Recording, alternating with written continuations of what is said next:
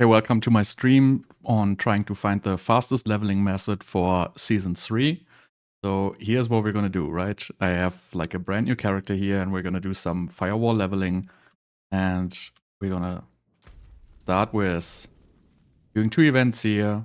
Then we're going to the Hoarfrost Demise, farm until level 15. Then we're going to do the Enchantment quest down here. And then we're going to run the dopamine tunnels here for until like level 38. Then we're going to pick up like a couple of aspects and then we're going to finish World Tier 2. So yes, we're starting on World Tier 2, as you can see, World Tier 2 here in the top right. And I'm going to start the timer right now. And first thing we're going to do is we just pick up all these renown bonus here. So we get like 1 extra skill point, like 1 extra level more likely. And then we're gonna just put everything into Arc-Lash for the very beginning. Put 3 into Glass Cannon. And get some teleport. That's going to be it.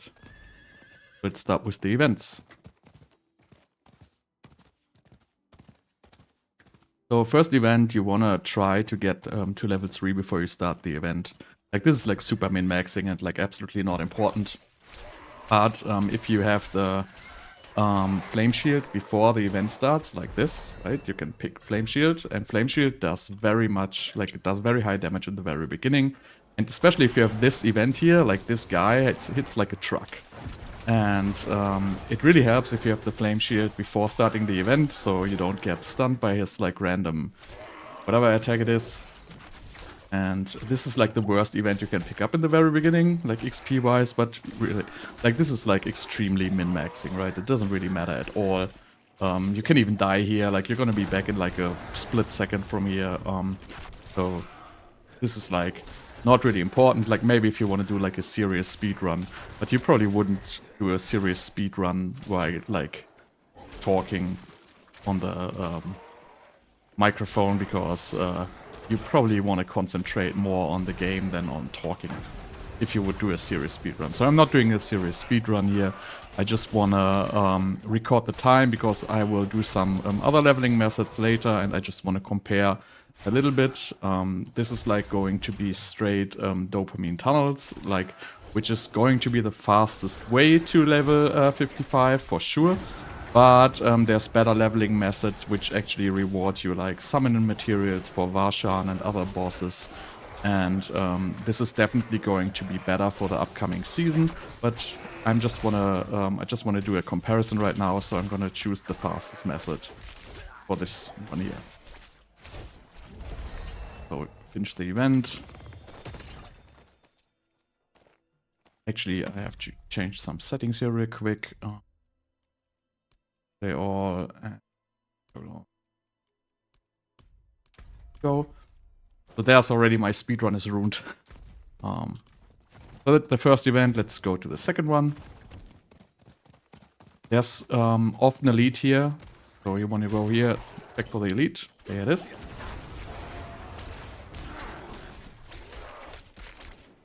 So if you find elites on the way, nothing wrong with picking them up. But don't overstay. Go to the event here. This event is okay for the beginning.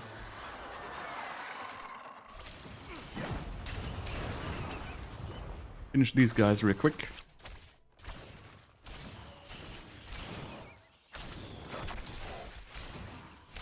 And in the meantime, you can already get Hydra. If you would be efficient in clicking.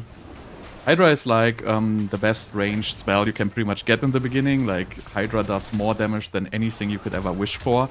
Like it's not even worth picking any mana consuming spells at the beginning because it's just going to be a waste of time. Arc-Lash is going to do way more damage, and the Hydras is also going to do way more damage than, you know, just mix in Fireball or whatever to like spend your mana. It's just not going to be worth it at all. So don't do it. Not doing anything for you. It's just wasting your time doing those spells. Alright, so that's going to be it. So let's gonna switch to the Hoarfrost Demise right now.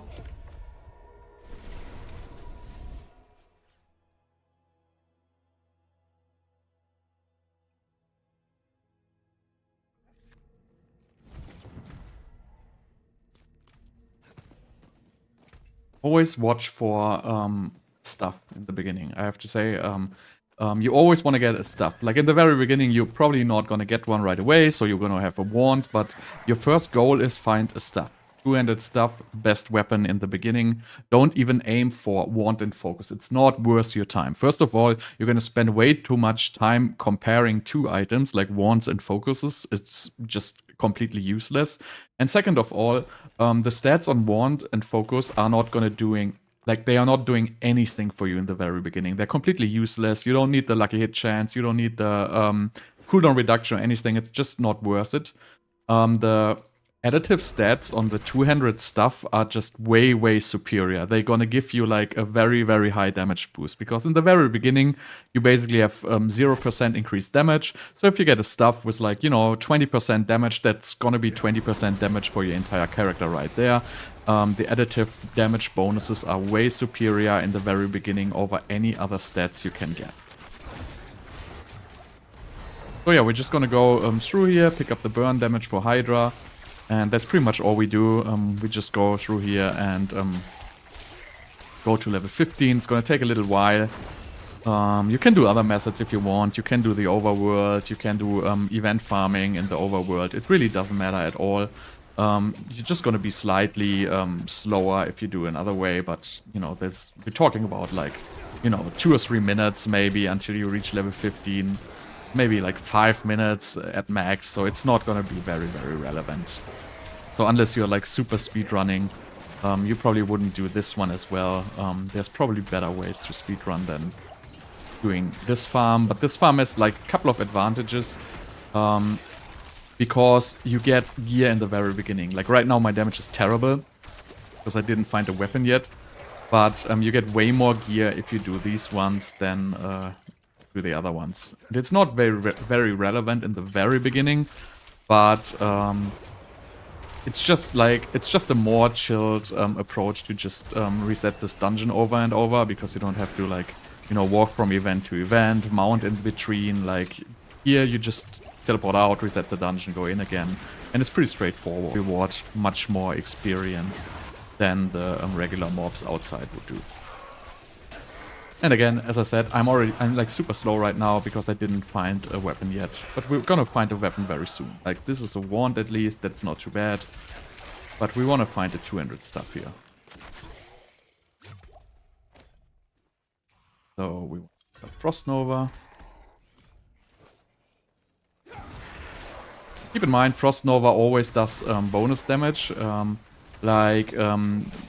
If you have a 200 stuff, it's gonna do damage to crowd controlled, and if you use Frost Nova even without the vulnerable or anything, your stuff is gonna do additional damage to like the mobs when they are frozen. Also, obviously, frozen mobs can't attack you.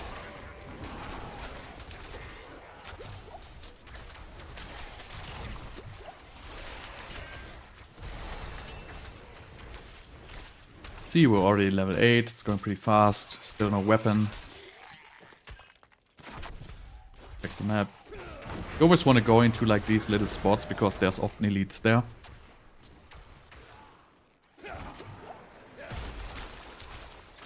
And soon we're gonna have Firewall, then we're gonna do a lot of more damage. You could pick other spells, but I just find it like not useful to pick anything other than Arc-Lash at this stage. Because you're just gonna respec it within like the next 5 minutes anyway, so why even bother skilling it?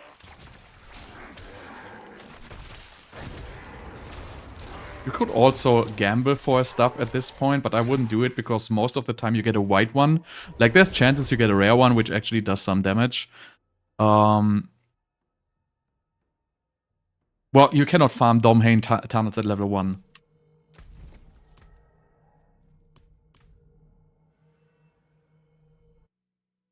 So, again, we're gonna switch to Domhain tunnels as soon as we are level 15. But before level 15, you don't want to go there.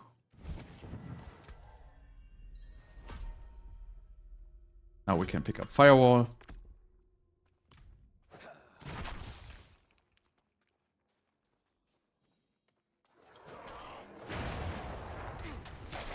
Domhain Tunnels is a level 15 zone, so you can only go there, like, you can go there starting from like level 12 on Eternal Realm if you want.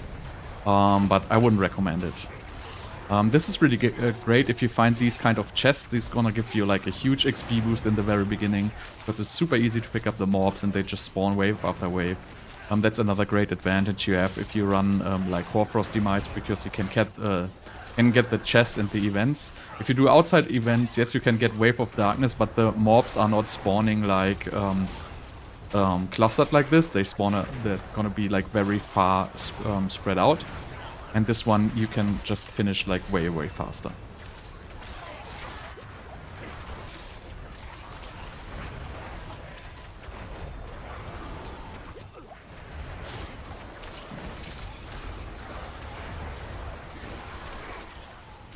We still didn't find our weapon yet, but you know, we will find it. No big deal.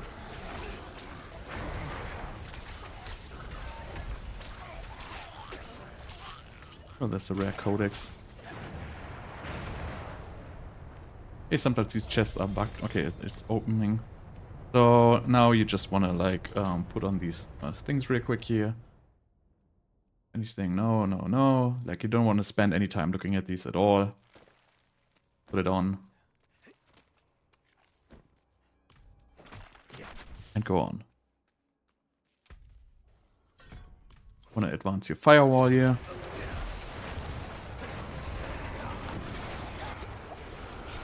But still, you can also pick like Firebolt in the very beginning to regenerate mana. But I feel like I find it's not worth the time respeccing. Oh, there's my stuff. Wonderful. Okay. So this one actually reduces my DPS a little bit compared to the focus and wand I have, but I'm still going to use it because it makes it easier to compare. Another event, that's great. And if you don't get a good stuff, you can just use like the gamble a little bit later. I wouldn't use it at this very early stage because you're gonna get like white items, which are very bad. But you can definitely get them a little bit later if you're like unlucky finding a weapon.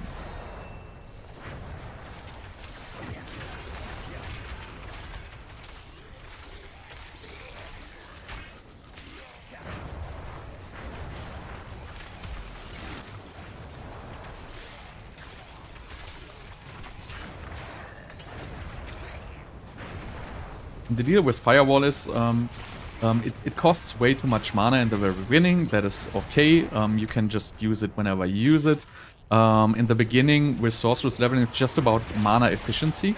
Because you are gonna run out of mana no matter what you run. So you just want to be as efficient as possible. So you want to get as much damage as possible out of your mana points. And there's basically two skills which can do it, like other than Arc-Lash, obviously it doesn't cost any mana. You don't want to go lightning skills, that's like gonna cost like your fortune and it's like not even gonna kill like 1 or 2 mobs. So you can do Blizzard or you can do Firewall. This is pretty much the mana efficient spells you have here. And Hydra obviously is the most mana efficient spell here in general, but you're gonna play Hydra pretty much in the early game. Like the very early game like we have right now with every single build.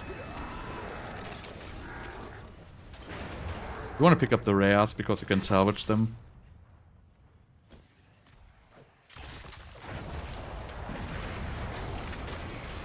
And remember, always use your flame shield to do damage. Like, you don't really need it defensively, but in the very beginning it does like a lot of damage.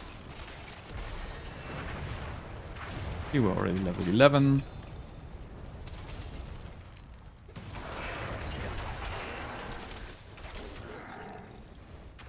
Want to check like the wrong pathway here for the elites, but still it's like a very big pack. That's okay.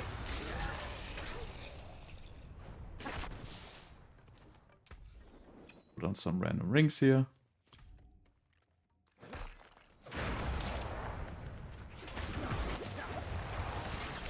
And you don't want to like check every single gear piece out. Like, at the very beginning you can just put on like a couple of magic armors because it really helps you staying alive. Because if you have no armor at all and you go like to like dopamine tunnels at like level 15, you're just gonna die. So you just want to put on some of the blue armors, but as soon as you have all blue armors, you probably want to like focus on rare pieces. And then just pretty much, you just look at the armor value. You don't really look at the stats at all at the very beginning. It doesn't matter. All you want to do is look at the armor value. You get up the other stat. Just put this ring on. It doesn't even matter what it the stats on it are. I don't have time to look at it because it doesn't matter at all. So this is, you see, this is my second run. It's running pretty good, because I found the events. But it's my second run. I'm already level 11. I'm gonna do 2 more runs, and then we're gonna do the enchantment quest. So usually you are takes a little bit more than 30 minutes. Obviously there's going to be other leveling methods in season, which we don't know yet, but this is just to establish a general baseline, how to do your build in the very beginning. It doesn't matter what activity you do at all. Last season we had the crazy leveling methods with the Blood Tide. I don't think this is going to happen again. This was way too good of a leveling method, and then pretty much removed all the other gameplay contents from the game. I don't think that's going to happen again. There might be a faster leveling method, but just be prepared. If there's none, you can just do this. And you can, with Firewall, you can easily do a World Tier 4 at level 55. That's a little bit of an advantage over other builds, which are, a little bit struggling. Ice Shards is struggling a little bit. Blizzard kind of depends on the aspects you find. Chain Lightning, well, I mean, you can play Chain Lightning, but I wouldn't recommend playing Chain Lightning because you're just going to run out of mana and you're going to take substantially more time to reach your goal. Another event. Wonderful. So I feel like a Firewall is by far the best leveling build, and you can play it until you're easy level 70 or 80 if you want, and then you can just transition to any build you like.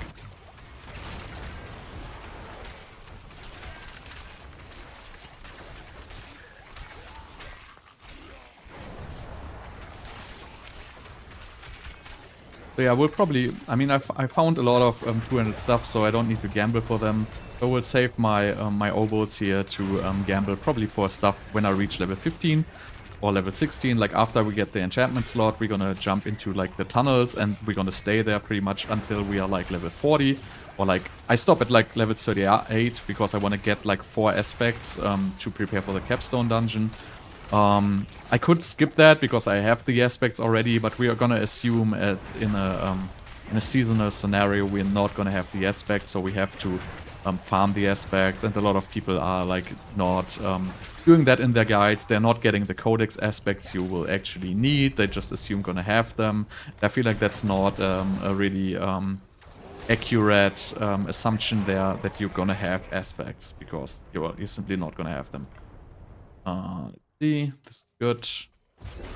The shrine here.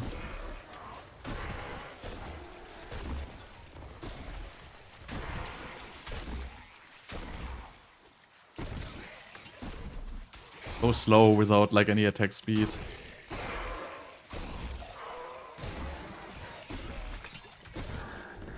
I want all these rings.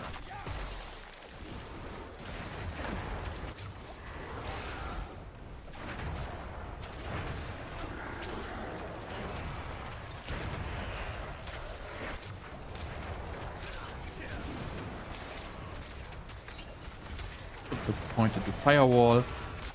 You could go to Domehain Tunnels now if you want, if you really want. Want to be a little bit faster. You can go there to when you're level 12 or something like that. But I wouldn't recommend doing it.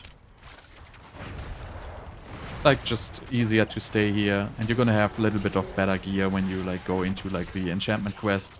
So that's gonna speed up the process just a little bit, because in the tunnels you're not gonna find a lot of gear. You find way more gear killing the elites here in the dungeon, and I'm full.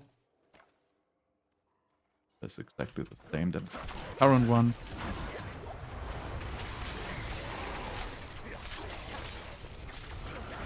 So after I port to town, I will empty my stuff real quick and then go on. Obviously, this is not super speedrunning, right? If I would be super speedrunning, I wouldn't pick up this gear at all. But it's just gonna give you like a little bit of easier time.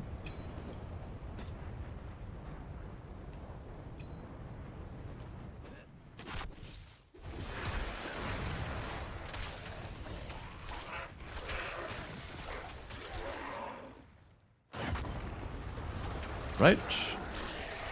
So let's go to town. We can also like pick up experience elixirs now, because if I'm gonna have resources now, because this is not a brand new account, but from the chests, from the events, you're gonna pick up the resources to craft the elixirs. So let's first salvage all of our stuff, then we upgrade the health potion, get an XP potion, and this is going to be it. So let's salvage everything here. Then let's go to the upgrade guy. Don't forget to go here. It really makes sense to upgrade your potion. Okay. Upgrade it, and then at this point you should be able to craft 2 weak iron barb elixirs normally, without any problems. Okay, use it. Reset the dungeon.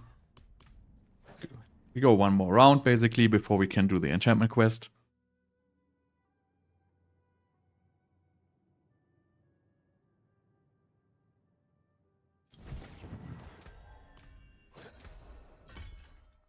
So next level you can pick up Fury Surge. That is going to be your main mana regeneration.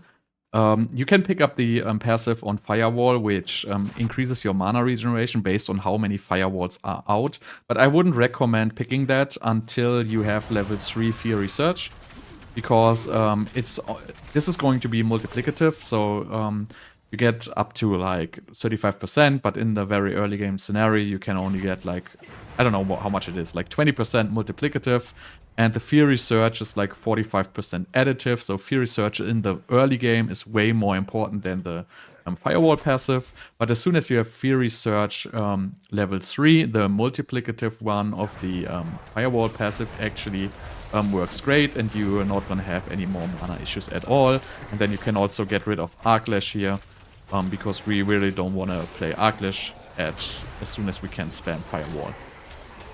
And then the great thing is, as soon as we can spam Firewall, we can unbind the mouse 1. Because unfortunately there's no click to move. Like, yeah, if you're playing on a controller, you're gonna have an easier time. But right now there's no click to move. So if we have a skill on our mouse 1 button, it's always gonna be, like later you will see if you run the tunnels, it's gonna be a lot more stressful. Because you're not gonna move, you always have to like find a like spot on the ground to click to.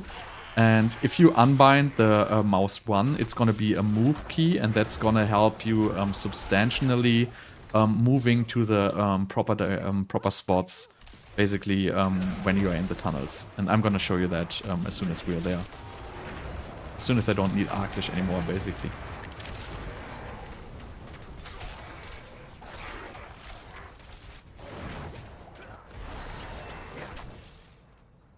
So level 14. Shrine. So we're almost ready for the enchantment quest here. Check out these guys here. Remember, there can always be an elite there.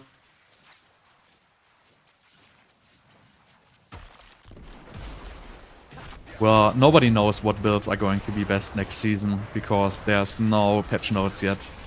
So I assume it's gonna be lightning builds, once again, lightning and frost builds, maybe fire builds, but fire builds are always like, you know, I wouldn't call them like a niche thing, but they're definitely substantially weaker than the alternatives, because they lack hard crowd control. So I think the starter build, unless there's like crazy patch notes which are like leading me to something different, my starter build is going to be frost. So it's most likely going to be blizzard. And then I think the lightning builds are gonna dominate. Unless they really buff conjurations again, but I don't think they will do that. My assumption is there's not gonna be a lot happening. They're probably just gonna nerf ball lightning a little bit, and that's probably gonna be it. I don't think they're gonna change a lot of the class balance as it is right now. Like, I just got a feeling there's not like no substantial balance changes coming in. But, you know, that's complete assumption. Just my assumption. Because of the holiday season, they said, yeah, we don't have enough time to work on it. Blah, blah, blah. And then they announced all the changes for the next season, basically. So that's leading me towards, you know, it's probably not going to be, anything fire-related. I mean, they could buff burning once again, which would actually be cool, because burning builds are quite nice. But they still need substantial buffs. Like, all the buffs they did to the burning damage are pretty much irrelevant. But we're like almost level 50 now, so we can go to the enchantment quest now. Where is it? There it is, right?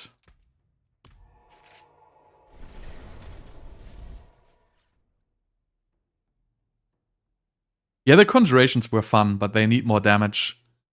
I would really love if they you know, maybe introduce like some kind of, you know, seasonal power which will buff conjurations or something around these lines. That would be really nice, because playing conjurations is like such well, it's just fun in general, right? Like all ARPGs which have like summoning build or conjuration build, like these builds are almost hyped. Like in Path of Exile, like the summoner builds are like great. In most other games, the summoner builds are really enjoyable to play. And in general, I really enjoy playing summoner builds, because I'm like definitely more like kind of a relaxed player. So I don't want to like click like crazy. I rather enjoy like playing a little bit slower. And I think that's like more like the spirit of the genre, is you don't have to play like super hardcore. Like, you can very well just play a relaxed play style. It's more about like crafting the builds and stuff like that, and not about like perfect execution of everything you do. I feel like that is not really the spirit of the genre. You can definitely, by the way, run down here, because there's most likely an event here. So we can just do the event, and then we will reach level 15 just fine. So maybe talk to her. As I say, you're gonna have the enchantment quest done like a little bit more than 30 minutes. That's normal on Eternal Realm. If there are seasonal mechanics which allow you to progress faster, like, you know, to go to certain dungeons at level 1 or stuff like that, that's definitely going to be an option. But on Eternal you just don't have the option, because all the dungeons have minimum levels and you can't really go there. But it's no big deal. So after the dungeon we're going to respec a little bit, and then we go to the tunnels.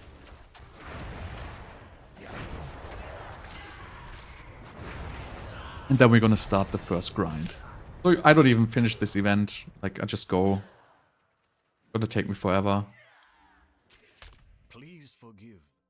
So you can always, if you like at an event and you don't want to finish it because, you know, it doesn't really matter so much, you can always leave the event and come back in later, which is kind of handy at this point, because, you know, see, just spawned an elite for me, and now it's almost over. You don't really have to finish the event. You can just, you know, leave it for like a couple of seconds and then just go in again. Like, it doesn't really matter so much. Even if you don't get the bonus objectives, you're still gonna get the XP, and you're still gonna get the elite spawn at the very end. So I wouldn't recommend like playing these events to like the very end, unless you really much have to.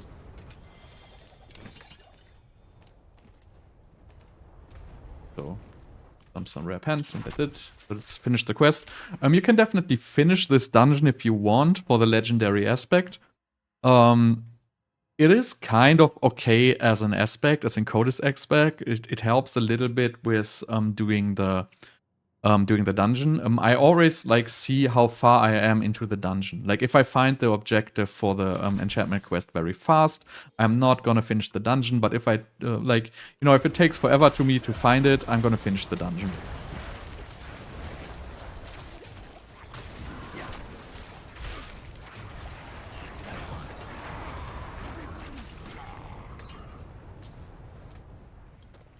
So at the very beginning, as I say, I just put on the rares. I don't even look at them. I just put them on. I'm not gonna start comparing gear until like the level 30-ish.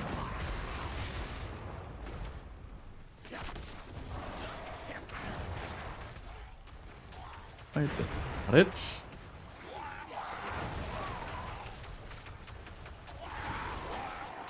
I don't even know if it can spawn anywhere. If you're playing this build, like you just wanna like plant your firewalls and just walk, because the mobs are gonna die off screen and they're still gonna give a significant chunk of XP. So you're kind of like off screen leveling. You don't wanna just walk and do nothing. That's not gonna be worth it. Even though the firewall has a very long cast animation and you cannot cancel it, I would still recommend killing the mobs.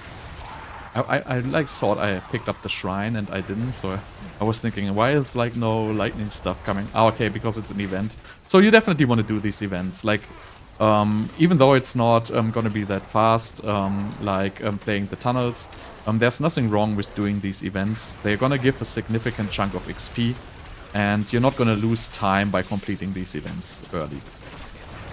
Definitely not, and you're gonna have a little bit easier time when you're entering the tunnels first, because if you're actually level like 16 or level 17 when entering them, you're gonna have better mana regeneration. So nothing wrong with finishing these events, because they spawn a lot of mobs and you just want to do them. I know there's people who are gonna say you should skip these events and rush straight into the tunnels, but you know, at least I like to do these events because I get like a reward chest, I get the obols, so I can gamble for stuffs if I don't have a lot of stuffs available. Also, before I start the Capstone at level 40, it also helps to be able to just gamble a little bit more stuff, right? Okay. So now we're a little bit slower, we're like it's 31 minutes, but we're also like level 16.5 already. So it's no big deal if you take a little bit long. Just take your time until you're done with this. Like, there's no rush here.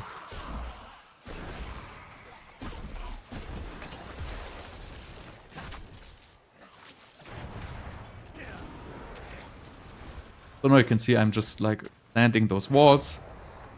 And as I say here, I find the box like very fast, so I'm gonna pick it up. So I'm gonna finish the dungeon, so I can use the aspect later. It's gonna help a little bit.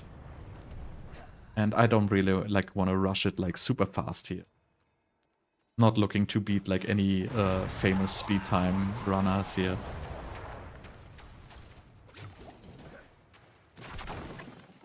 So let's see if we can find the codex.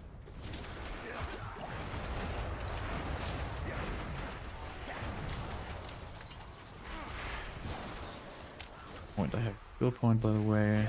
Should pick this skill point because there's the Fury Surge, and that is like gonna give you significant amounts of mana regeneration.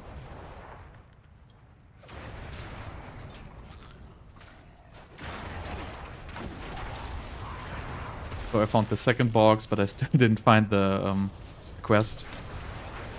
So if this happens, like, you definitely can complete the dungeon. And I don't even know if it spawns randomly or if I'm like... Yeah, I guess it's just like a random location. So I found it here. Can finish it now. But now I'm gonna finish the dungeon here real quick. It's also easy. If you go Firewall, these bosses like go down very fast. If you do like a plain Arc-Lash, it's gonna take a little bit longer. But with Firewall, you're not gonna have any trouble like killing these bosses. Like, it goes super quick.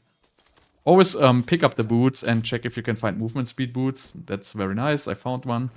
That is obviously your best bet is to get movement speed boots as early as possible, right? Yeah. So you always want to go for maximum mana. If you find maximum mana on a piece of gear, like, that's going to be significantly boosting your mana regeneration. And even if it's like just 3 mana, it actually helps a lot.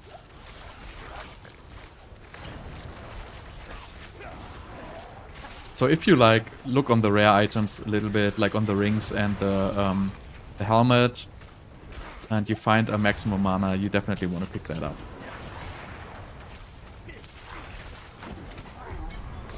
Right, so now the quest done. Let's leave the dungeon, put on this... I guess I swapped this helmet now 5 times.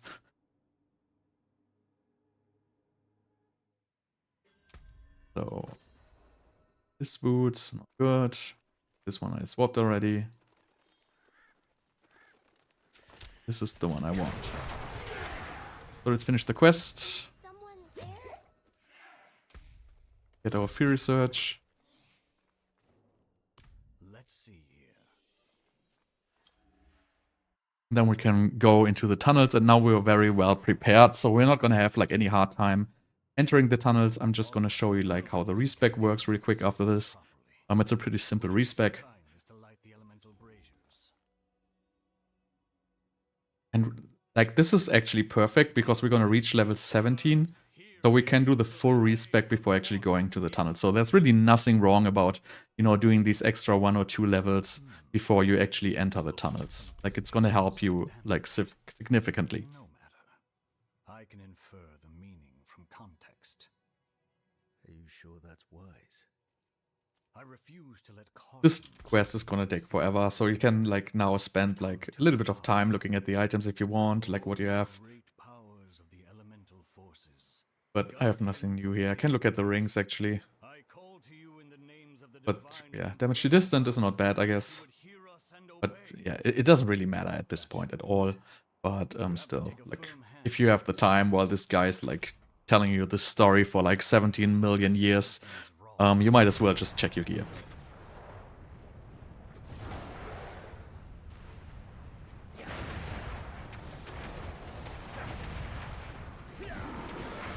We can actually already do the respec while this is running. So we're gonna remove Hydra. We can't do it, so we have to spec out some points. So let's just wait until we have the time.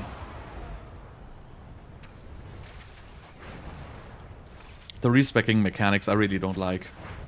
Like I don't like that you have to spend like skill points in like one section of the skill tree to reach the next one. But anyway, so what we're gonna do is now I'm just gonna take out like some points out of peer research here, and I'm just gonna take like 2 points out of firewall.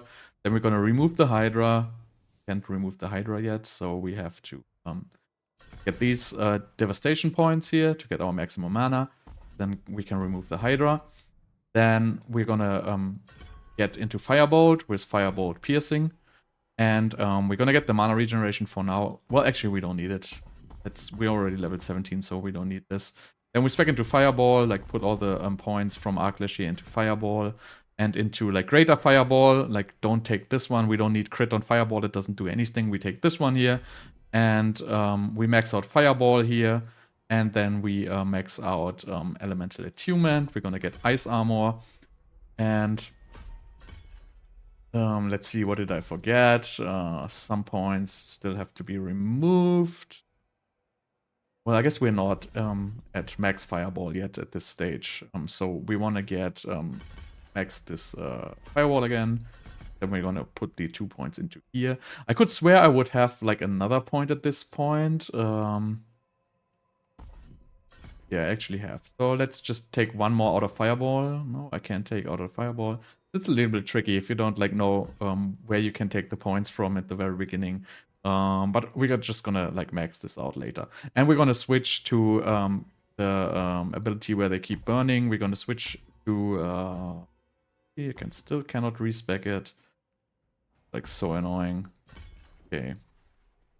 So we're gonna switch to the increased mana regeneration at this point, right?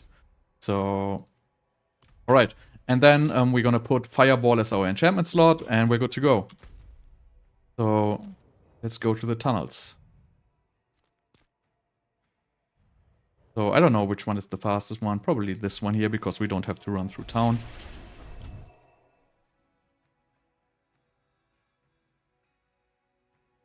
I also forgot to change the timer.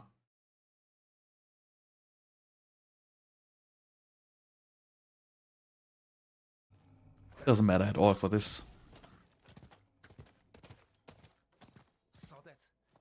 And now it's gonna take like, I don't know how long it's actually gonna take. A little bit more than an hour, I would say. Let's see. So I still have to change my skill assignments. I didn't do that yet.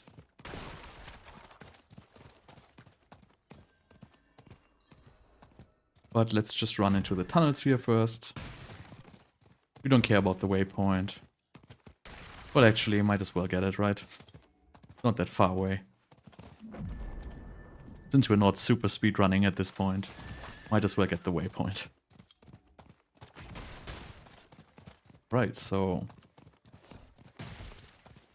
Go in here.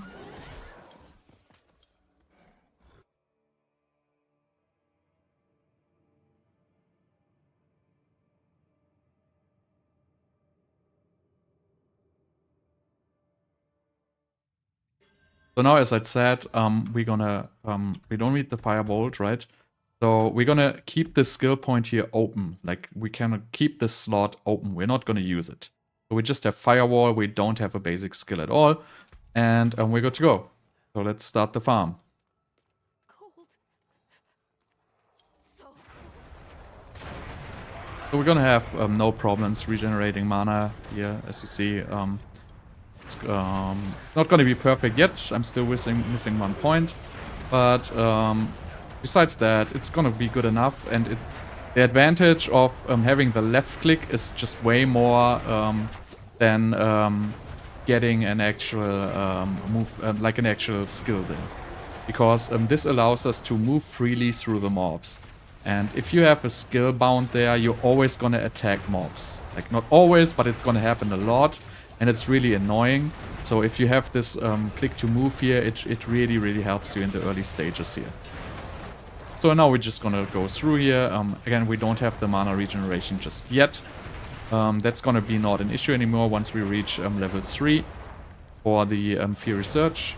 So just like a couple of more mobs. Don't sweat like these vampiric elites. You don't have to kill them in the beginning. They might die eventually, but they are pretty strong. But we're still like a little bit weak in the very beginning because we don't have the best mana regeneration yet. But that's gonna be not an issue. If you can find something with mana cost reduction, that's like the absolute best thing you can get. Like if you find an amulet with mana cost reductions, you're like completely good. But, you know, that's pretty rare, actually. But if it happens, like, it's the best addition you can get.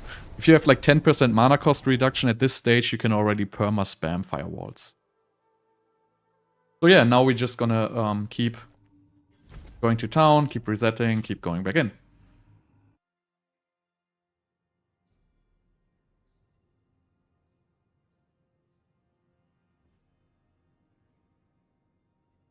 So this loading times are like a little bit long, unfortunately. I should get a better PC.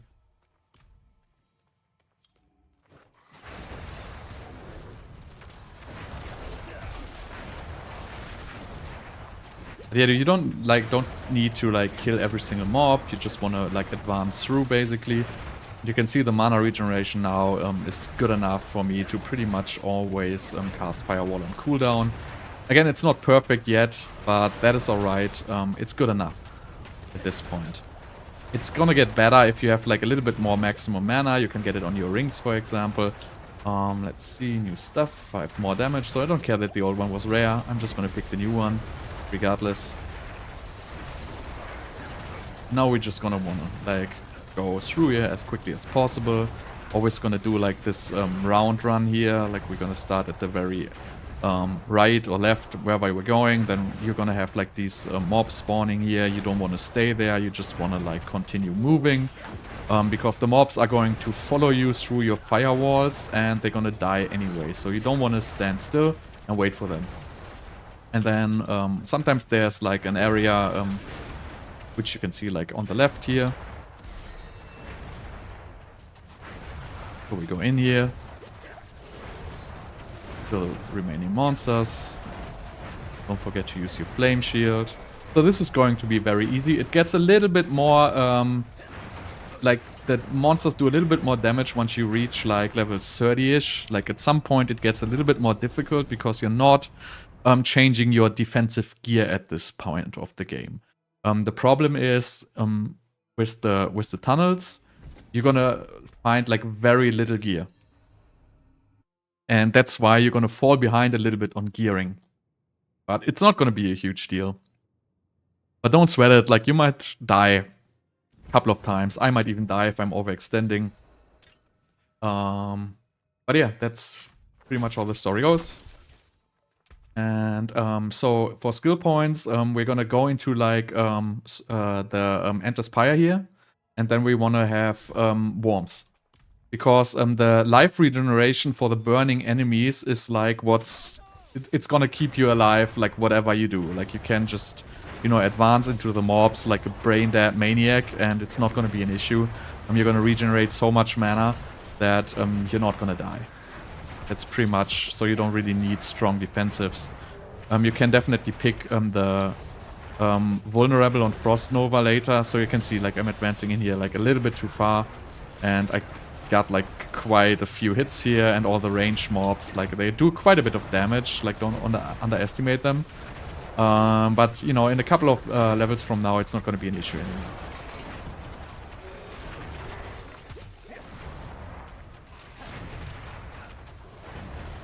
So like this is like actually super easy leveling method, and I also don't find it like totally stupid. I feel like it's kind of enjoyable, because you actually have to like, at least you have to target, you have to like, you know, take care you're not overextending and everything. So it's not like the most stupid level method ever. And probably you don't want to like do what I'm doing right now. You would probably port out at this point and not take these. I guess you have to balance loading times versus like the extra mobs you're probably going to find. Again, not super min-maxing here, so there's probably, you know, if you hit like a dead end at some point, you probably want to port out. But I'm not like, you know, gonna be like a little bit of a difference, like a couple of minutes in the very end, so at max. That's not gonna be a huge deal, right?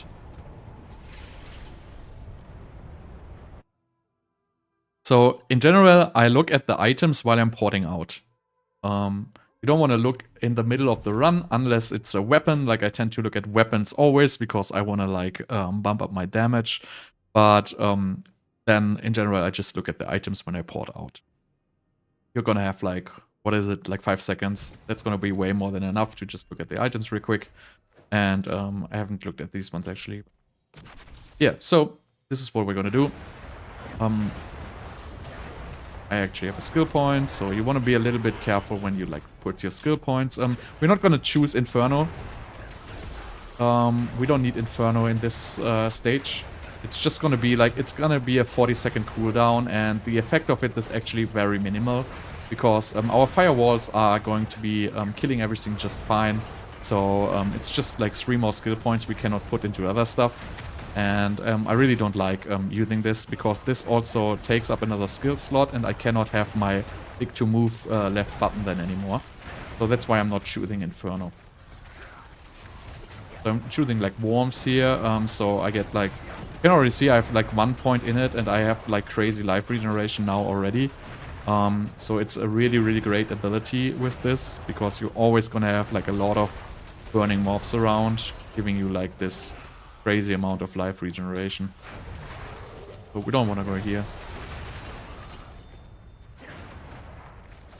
At some point I will choose a vulnerable for the Frost Nova, but at this stage we don't really need it at all. Like we can kill everything pretty much in seconds, and it's gonna be just fine.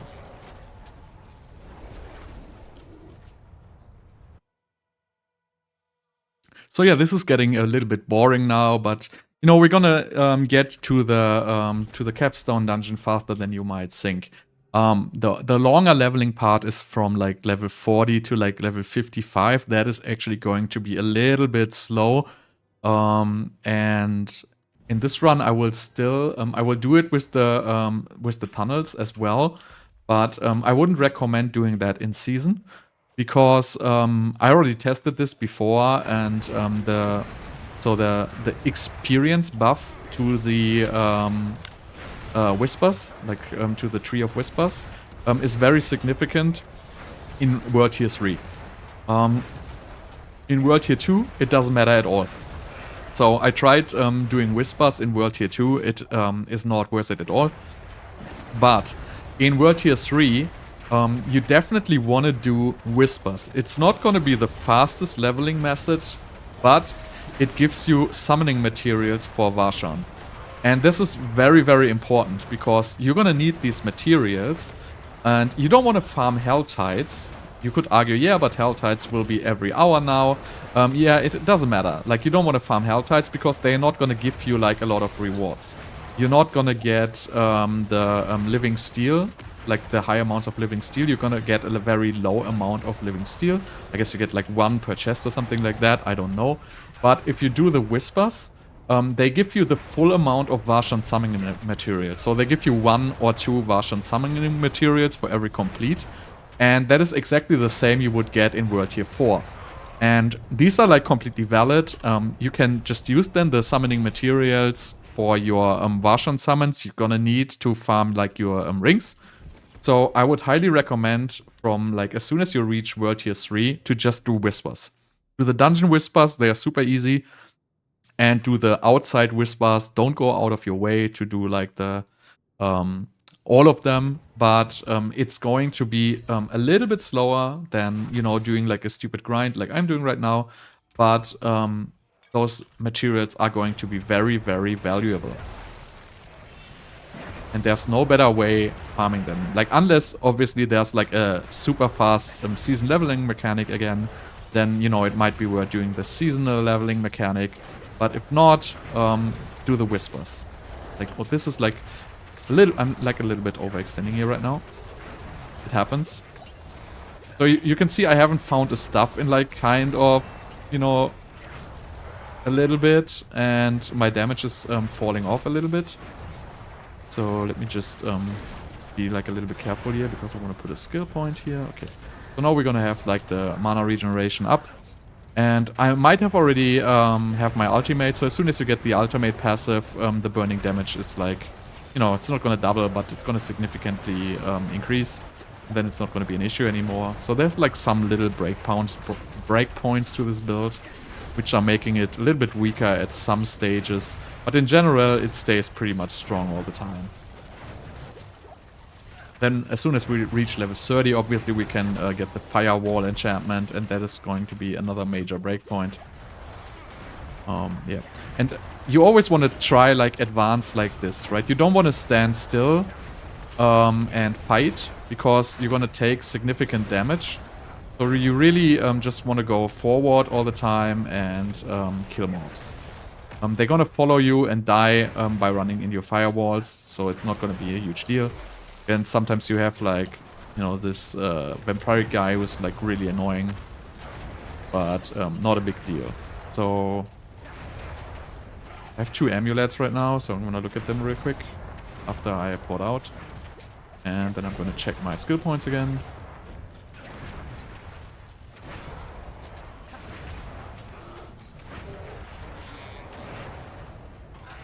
Okay, let's pour it out. Check the amulets.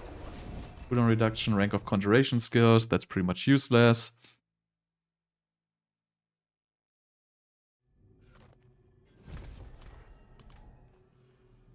Should also, like, when my inventory is full, I will basically upgrade my health potion. You should not wait too long to upgrade your health potions. You really don't need it, you don't have to do it, but at some point you gotta do it anyway. So this is a very nice amulet. It has 4.5% mana cost reduction.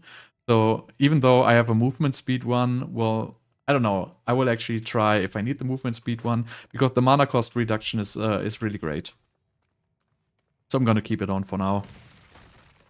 Because I don't think I need the movement speed all that much here. Not gonna be really limited by movement speed, other than, you know, the very beginning here. Because these, like, small amounts of mana cost reduction really help you with your uptime on Firewall. So you will really notice it. If you have, like, even the 5%, it does a lot.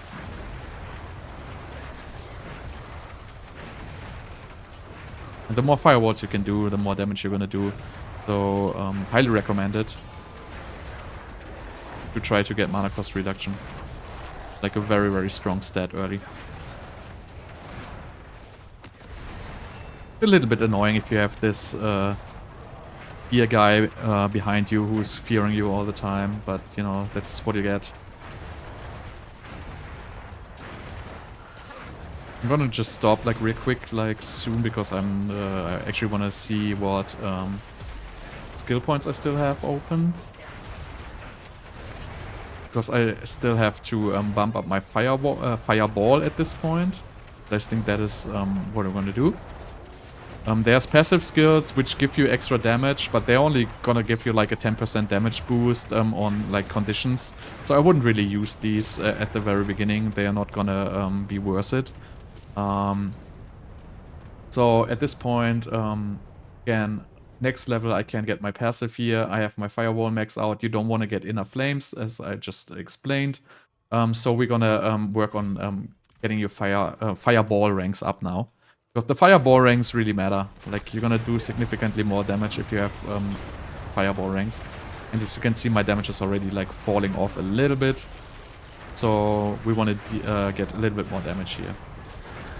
Well, it also, like, I haven't found like a two-handed weapon in like a long time right now. So that's why my damage is not that great right now. But, you know, we're gonna find one very soon. And then the damage is gonna be just on top again.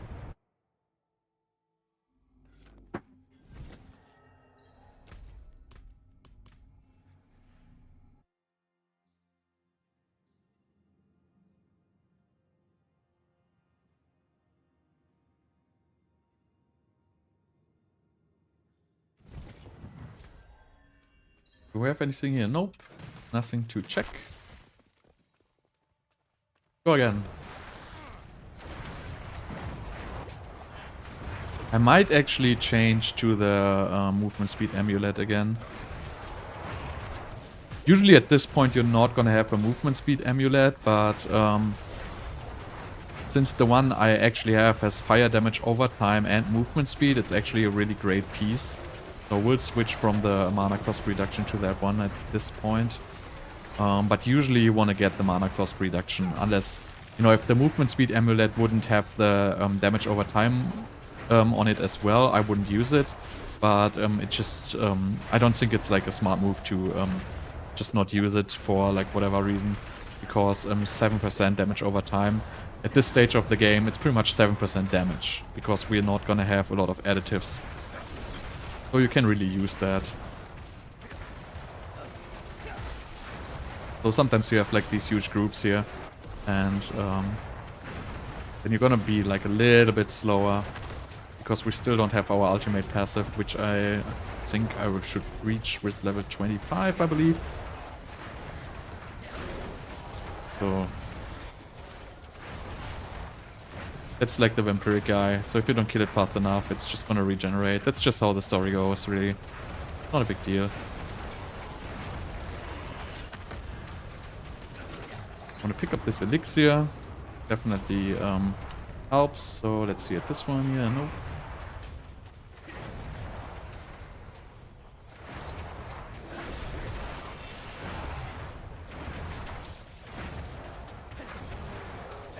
Also, I feel like I like this build because it has like great visuals. Like the fire, like they really did a good job designing that. I feel like from the optics, it looks very nice. All right, so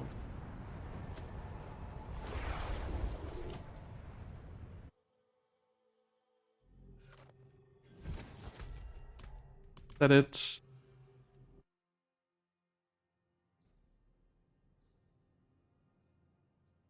I'm still not full, like that's what I'm saying. Like if you run tunnels, there's like so little gear dropping, like it takes forever for your inventory to actually fill.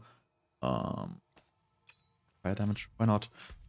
So let's like one more level until I can get my ultimate, so that's gonna be like a major damage buff then. Then we're not gonna have any more issues until we reach level 30. And on level 30 we have Firewall Enchantment, which completely fixes our mana issues. And also is going to be like a significant amount of damage. This was like a little bit of an overextend, I guess. But, you know, as you can see, like the life regeneration from the burning enemies around, it is like so good. Nice. And there's some stuffs that's like very enjoyable. Let's just put this one on. Plus 137 DPS. So I really haven't found this stuff like in a long time. So now this pretty much almost doubled my damage now. So it's gonna happen that you're not gonna find stuffs for a long time, and it is annoying, but you know, you're gonna get over it. There's like, you don't want to go to town like, and you know, like, gamble for stuff, like, just don't do it. It's not worth the time. Just like go on until you find one. And at this point you can actually compare them. Damage to close is great, all stats is great. So you can definitely start comparing the stuffs a little bit at this point. Because the stats on them do matter. Like, they do not matter like extremely, so, but they do matter. So now we get combustion. This is like our ultimate. This is gonna majorly increase our burning damage here. And now we're good to go until like now we can just fly through here. Like we now, with the new stuff and combustion, we have like so much more damage. So it's gonna be like super easy.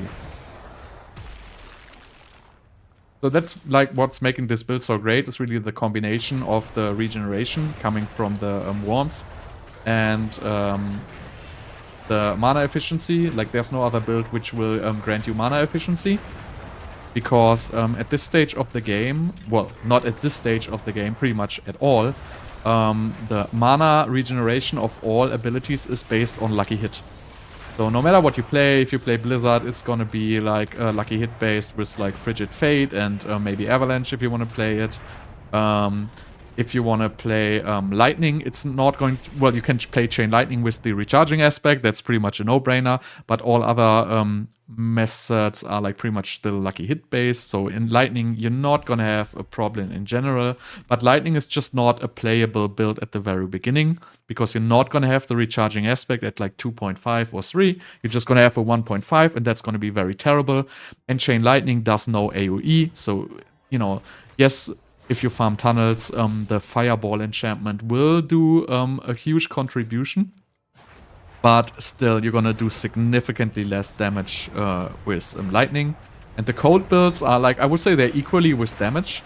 But the problem is the cold builds, mana regeneration is based on lucky hit. And in the very beginning, we're not gonna have any lucky hit. So we cannot sustain mana. For example, if we're playing Blizzard, we have no mana sustain. And with this build, we have like complete mana sustain, because in the difference here is our mana regeneration is based on regeneration itself, because the Fury Surge gives like 45%, and then the Firewall, the Firewall passive, I don't know what it's called right now, that's giving us another like, what is it, 35% multiplicative. So that makes our mana regeneration pretty much be based off mana regeneration and not lucky hit effects. And I have no potions left. Okay. And that's why this build plays so great in the very beginning, because there's no mana issues. And the core...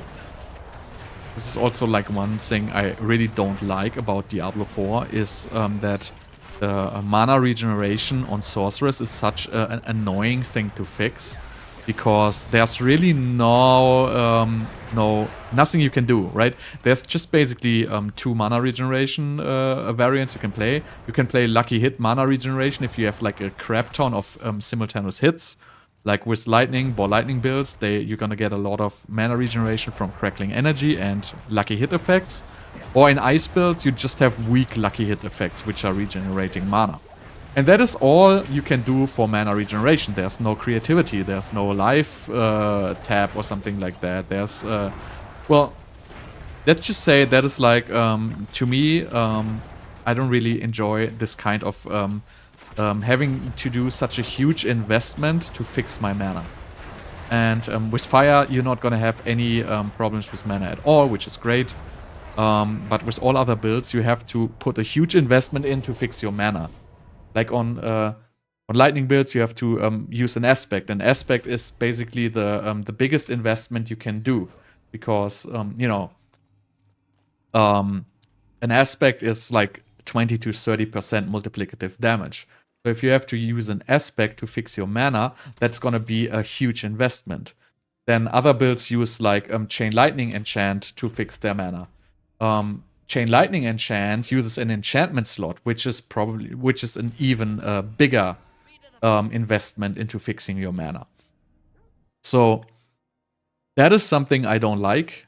I want to be able to fix my mana with gear or fix my mana like another way. I know there has to be drawbacks, but yeah, like in general in the other Diablo games or in other games of the genre, you don't have to worry so much about like resources. Like resources are like, you know, they are there, but they are not super important, and I don't really enjoy the importance of resource management. I feel like that's not fun. I feel like fun is, you know, tailor your build, do a lot of damage, figure out like the combinations of skills and everything. But having to deal with like, you know, how to get my resource fixed, I don't feel like that's really enjoyable. And that's why I like this build early, because, you know, I don't have to worry about it. And this can happen to you. Like, it's always gonna happen to you at some point. Like, you're just gonna, like, you know, not look and get hit by one of these huge guys, and it's gonna stun you for like 8 seconds, and you're gonna die. Like, it's gonna happen. We don't play hardcore. If you play hardcore, you probably wanna fix your defenses before going in here. Yeah, I got the amulet actually.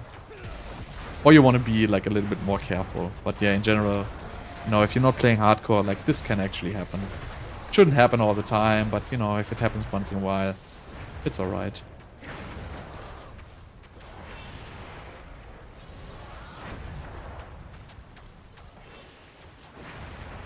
No, I'm not switching classes. I don't have time to switch classes. The other classes are garbage. Like, I always play Sorc. But I don't have huge expectations for the season, I have to say. I feel like it's gonna be a filler season. Like, I don't know, there's a lot of videos out, like, people expect, like, runes to be there and stuff like that. And, you know, maybe they're right. Maybe there's gonna be, like quote-unquote runes. But the runes is probably just gonna be like, you know, let's just do the same thing all over again, right? We had malignant powers, then we renamed it into vampiric powers, and now we're probably gonna just rename it into runes. So that's... It's gonna be exactly the same thing. It's just gonna be like... Maybe they even use the same UI they used for the malignant, for the vampiric powers. So you just put, like, in a random power somewhere. Like, there's no real idea... no real, you know, no real changes. We're just gonna, like, you know, give you a random power. That's going to be it. And I'm pretty sure this is going to be it for this season again. It's gonna be a filler. Not sure if the leaderboards are going to be very interesting at this point. Like, I cannot really tell.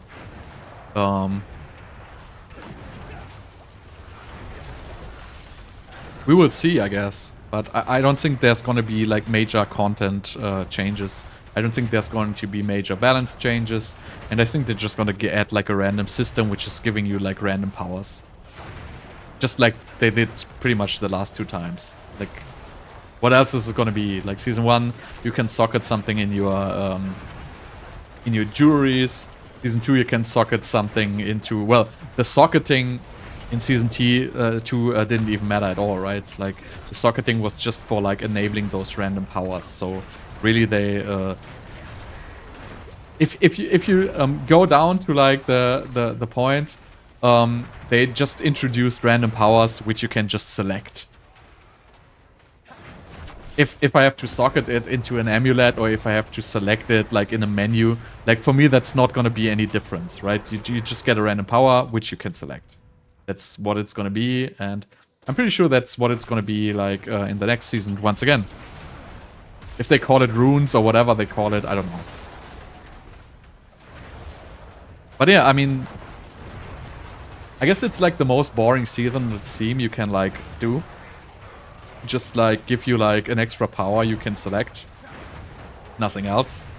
But that's what they did in the last season, right? They did... Well, they did do like the boss farming stuff, but like gameplay-wise, they didn't add anything. Like gameplay-wise, the only thing they added was, you know, you get random vampiric powers, which didn't really substantially change gameplay.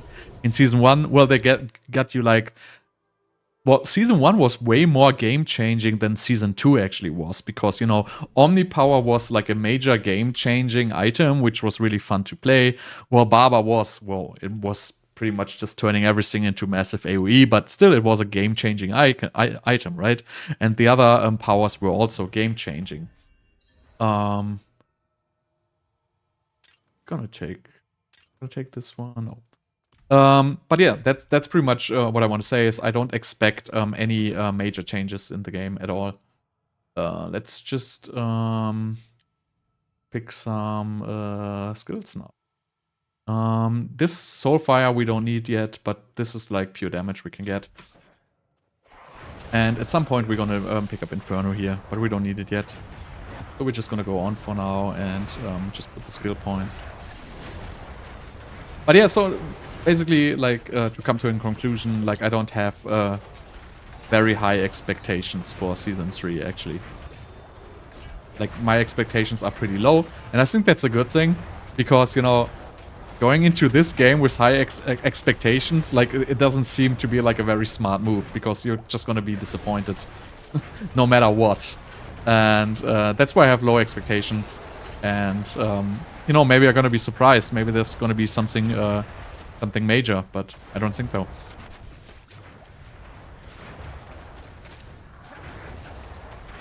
Well,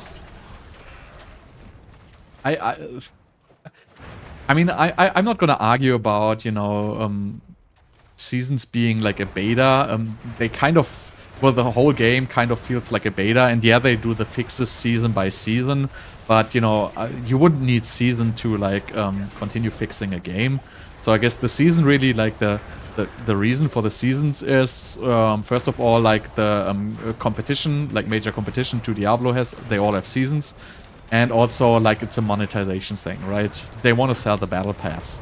They have to get money out of the game, which I don't think it's a bad thing. Well, there's nothing great in the battle pass to buy, actually, but, you know, they still gonna, like, I bought the battle pass as well, just for, like, I don't know, random cosmetics. I think the cosmetics look kind of cool, but, you know, I think that's the reason for the seasons is mainly monetization. I think they knew when they put on the game that it wasn't in a good enough state for, like, hardcore players, like, you know, core gamers. But I think it's not a big deal. I think it's still a good game. Like, the core of the game, like, the gameplay mechanics, like, except for all the bugs. Like, there's way too many bugs that is, like, very, very disappointing. But besides that, the core game, like, plays pretty good, right? Like, it's an enjoyable gameplay. So I have been playing, like, a lot of Path of Exile, like, over the last couple of weeks. And, like, the game is, like, 15 times better, like, as a game. Like, the mechanics are better, the systems are better, the crafting is great, the end game is great. Like, everything about Path of Exile is, like, 15 times better than D4.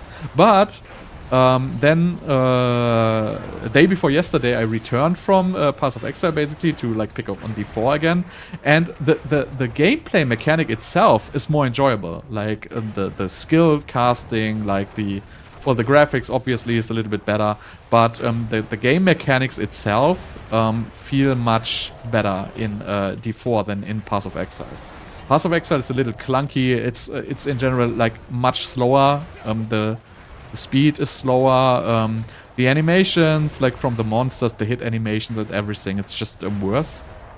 And that's like one of the things I enjoy about D4. Like, it just feels good playing it. Besides, obviously, all the bugs and all the issues with it. Like, that's a major issue. But they're going to be working on it, and, you know, we're gonna have an expansion end of the year, and, you know, maybe that extension is gonna make the game great. Like, who knows? I don't agree with, like, you know, putting up a game in the state of D4. I think that, I would say it's a mistake.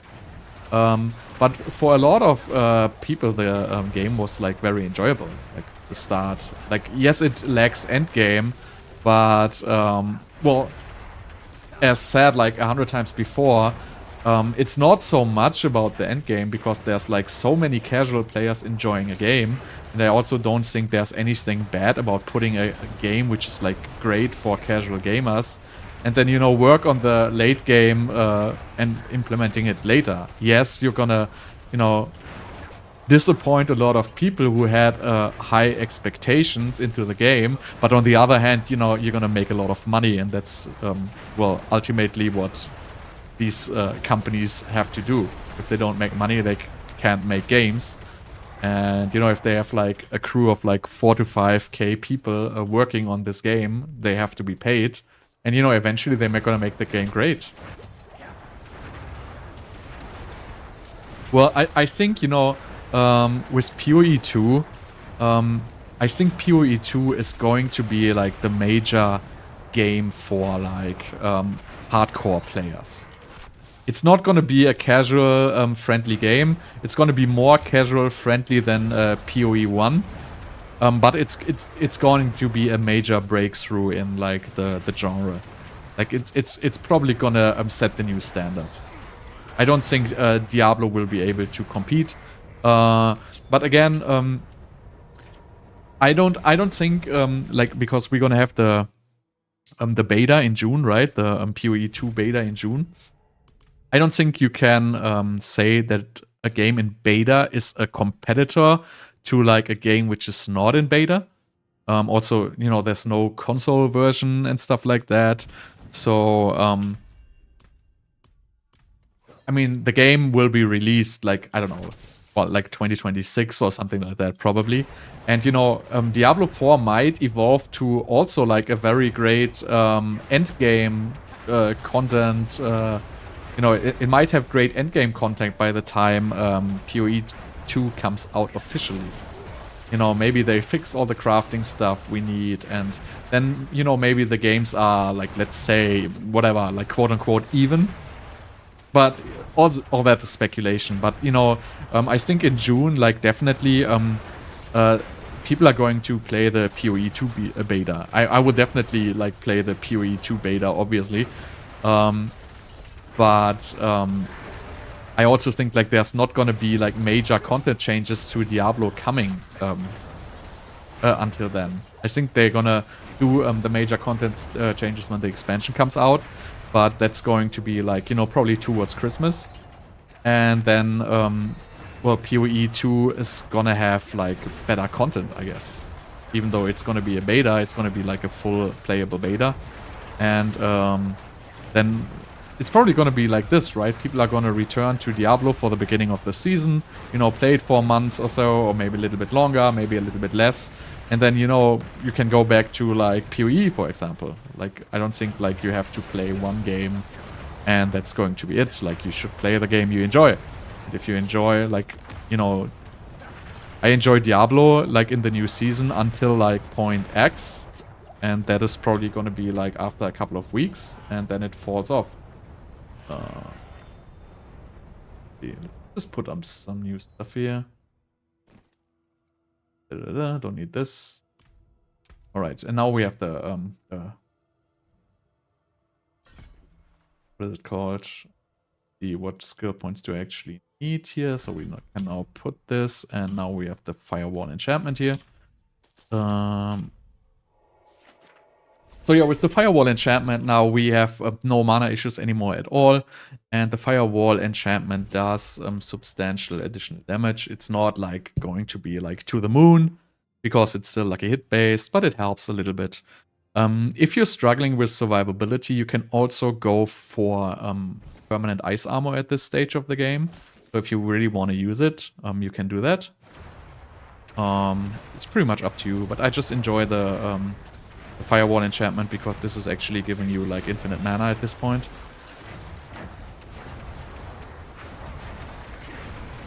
And we can go like a little bit faster. You want to pick up the rare rings, I guess. Like if you're really hardcore, like you don't even pick up the gear. Like rings and stuff like that, you don't even want to look at this. You just want to pick up the armor pieces. But since I still want to look at like a little bit the gear. Like, I enjoy, like, comparing gear.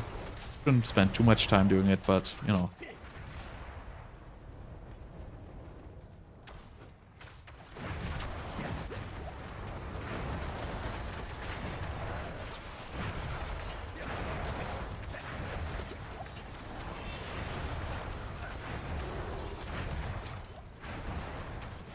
Well, I guess, like, if they fix build diversity, I guess the most important thing for them to do is fix build diversity.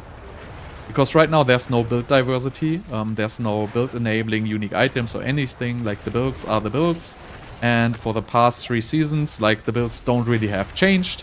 Well, Ball Lightning was there before, but it was weaker, so they just made it more powerful. But really, there has been no new builds. Like, the builds have been the builds from the very beginning.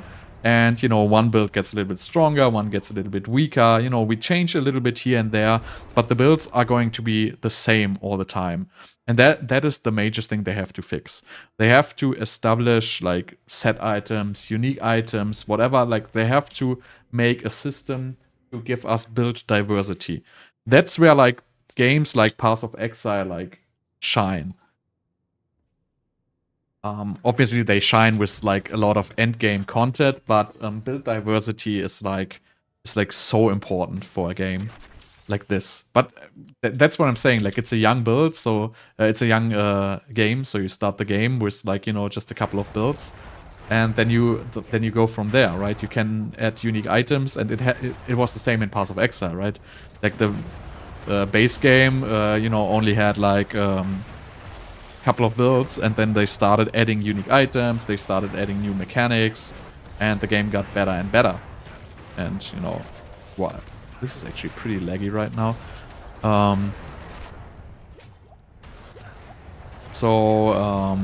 Like, nothing wrong about going that route, I say. But you just have to, like, you have to get the builds. You have to enable them. Okay, this is super laggy right now. Hope it's getting better.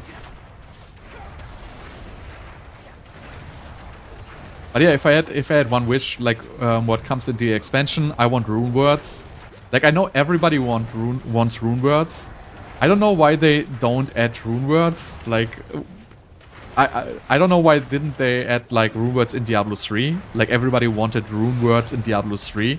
And because it's like the greatest system of all times, basically. Like, it's in D2, it's like the I don't know, like, it's the best system. Like, the runes have a high rarity, and, you know, you build them together and you get powerful items. It's not RNG because you can always trade for the runes. So it's just the perfect endgame system, pretty much. Like, and the interesting part about this PoE, well, they didn't copy the rune system. Obviously, they have a completely different system than runes, but it's still kind of similar. They basically use a system where you have, like, these items which have, like, certain rarities, like the different orbs have different rarities, and they all have, like, a different purpose. You know, you cannot socket them, but, you know, they do stuff and they have a purpose, and that created an economy. And that's exactly the same you had with, like, runes in Diablo 2. Because, for example, you had the Ist runes, which you needed for, like, magic find gear. So you would want to, like, socket 6 of those in your, like, weapon or whatever. And then you had the Ist runes, which enable magic find. You had the runes which do, like, the runes, which give you ore resistant. So the runes had a purpose, and then they added the rune words to give them even more purpose. And that is something to farm for, which basically drops everywhere. So no matter what activity you do, like, you know, you enjoy doing an activity, you're gonna drop runes, and the runes are going to be, first of all, currency, and second of all, they're gonna be used, like, for a lot of stuff. And I think that's just such a great system, and I don't know why you wouldn't use that for Diablo 3, and I don't know why you wouldn't use that for Diablo 4, because, you know, you already have the system figured out. You already created the system, you know how it works, you know that it's great, you know that everybody likes it. And you don't have to reinvent the wheel, right? You just have to, you know, create a couple of items, and then, of course, you have to work, like, on making different skills. Like, you know, give me, like, whatever, like, they have this, the Lightning Nova amulet in D4, like, the the Azadora's Overflowing Cameo, or however it's called, right? That's like, you know, supposedly a build-enabling unique item because it gives you like a new skill. Like, you have to work on stuff like that, so why don't you make like, you know, whatever, uniques and rune words which give you like new skills or change the way your skills work. And I don't have healing potions. And I feel like that's a great way to like approach build diversity. Obviously the new skills and the changes to skills have to be developed, but that's a great way of implementing them into the game then later. Because, you know, you cannot just develop new skills and put them in the skill tree. I mean, that's the way Path of Exile does it, because they just create a new gem. And the new gem is a new skill and you can just use it. But that's not going to work for Diablo, right? You cannot just put like random skills into the skill tree. Because, you know, it kind of has like this, you have a fixed number of skill points and, you know, the skills are pretty much, you know, well, let's say they are set in stone, like a lot of the passives are set in stone. So you have to like reach diversity to add these skills through items. So then let's, you know, create an item which gives you a Fire Nova. Let's bring Lightning Nova back. Like, let's build on a good old stuff we already made. Like, why not? Let's what else did we have? You know, let's get Enigma. Like, let's give everybody teleport if they have like a lot of high runes. Like, why not? Like, that is making stuff interesting. And yeah, that's something I would wish, like, for a game. Like, definitely. That is going to be, you know, the difference between a game which is just going to be killed by PoE 2 or which is going to be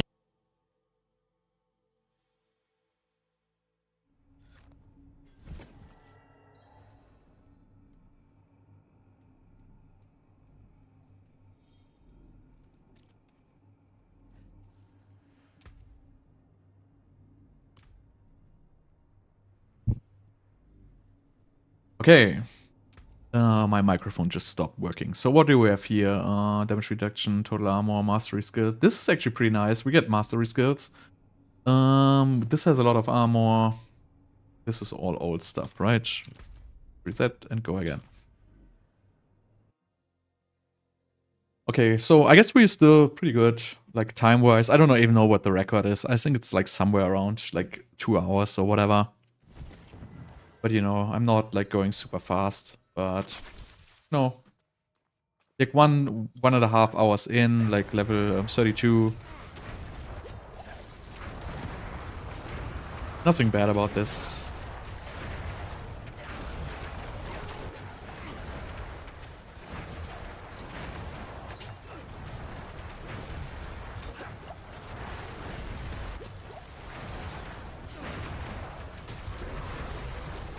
Gold shrine, like this is massive gold explosion here.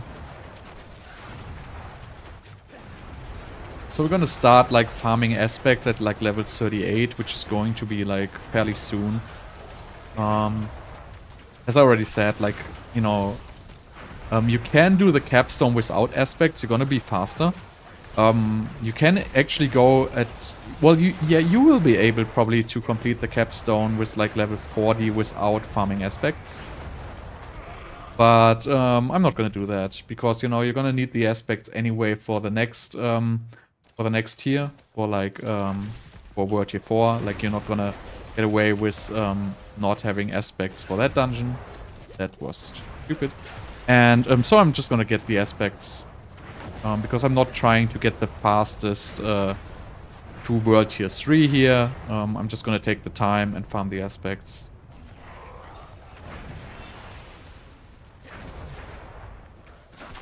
We're only gonna farm 4 aspects here. So that's really not gonna take very long. Like maybe like 25 minutes, something like that. So we're probably gonna be done with this at, I would say, probably like somewhere around 2 hours, 20 minutes or something like that. You can do like the first capstone dungeon at level 35. I already did it, like I did a proof of concept. Like you can easily beat it at level 35 with Firewall. But I wouldn't recommend doing it because you're gonna end up in world tier like 3 with level 35, and there's really nothing you can do. Like, there's no content you can do. Like, everything is pretty much gonna kill you. And yeah, that's why I wouldn't recommend it. This is a good one. Oh well, this has +2 fireball. Ah, screw it. Not gonna go for fireball. Fireball is gonna fall off in the Capstone dungeon. So I'm not gonna take the 2 fireball gloves.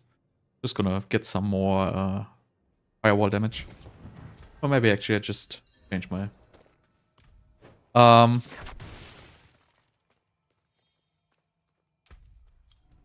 Okay, so now I don't even know what I do with my skill points anymore because I can't remember what I'm doing. So we're gonna go into like, Vulnerable from Frost Nova for now. And then we're off. Soon gonna be level 40-ish for the Capstone. So yeah, I don't recommend doing the Capstone at level 35. You can do it, but it's gonna... First of all, it takes significantly longer. Like, you're gonna take probably an extra, like, 5 minutes for the Capstone dungeon. You are in risk of dying. And yeah, you're gonna end up in world tier, like, 3 with level 25, with level 35, and you cannot do anything there. So I wouldn't recommend it. For a speedrun, obviously, you would want to do it. Like, if you want to have the fastest speedrun to, like, world tier 3. But since I'm not looking for that, I'm looking for the fastest level 55 with world tier 4 unlocked. That's nothing I would do. Oh, new stuff. So yeah, at this point, like, it gets a little slow sometimes. I feel like I'm not fast enough farming these. I don't have movement speed boots still.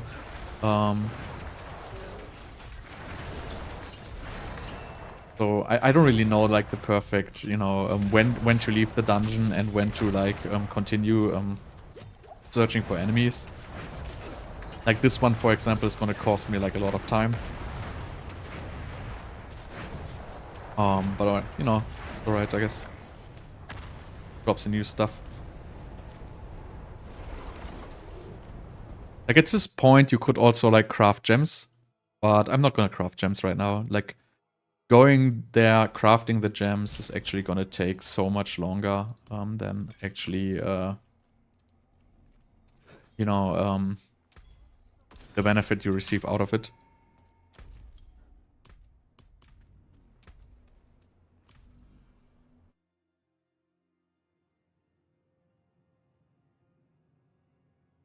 Okay, let's see. What do we have here?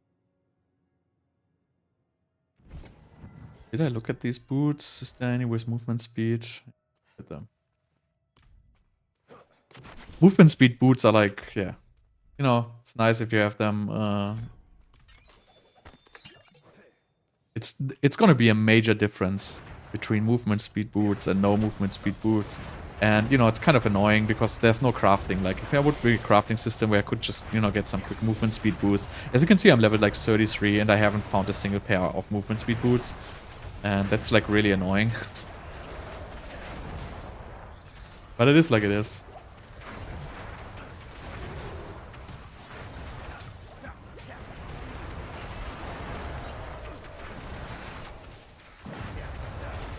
But that's also like going to be like the difference between, you know, the completion times. You know, if you find movement speed boot plus movement speed amulet, you're going to be significantly faster. If you're going to find like, you know, the proper events in the very beginning, or if you're going to find like a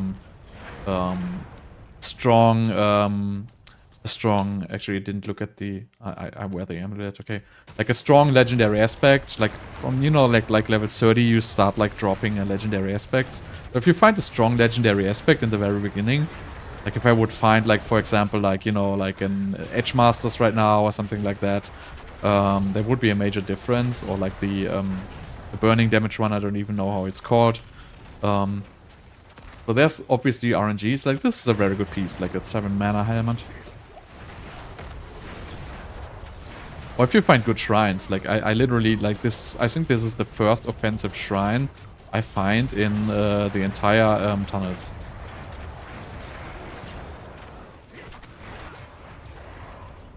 And I really, like, I run out of health potions all the time. I don't know, like, This is like just... I'm like too... pressing like too often. I don't know. Seems like a major issue with my playstyle. I run out of health potions. Okay. So let's see, I'm like full on inventory. Fire damage over time, blah, blah, blah. Damage reduction, defensive skills, don't need all of these. So, this gives me, right? I thought I put that on. So, what I'm gonna do is now I'm gonna start upgrading my my weapons. And I'm gonna upgrade my, no, I'm not gonna upgrade my amulet, but I'm gonna upgrade my weapon.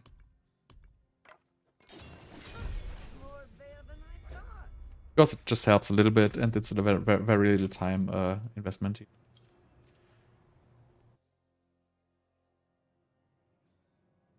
And at this point, you know, we're getting close to leave the tunnels. I don't know how many more runs it will be. Probably like 10 or something like that. But yeah, I'm really missing those movement speed boots. Like, I can't really feel it.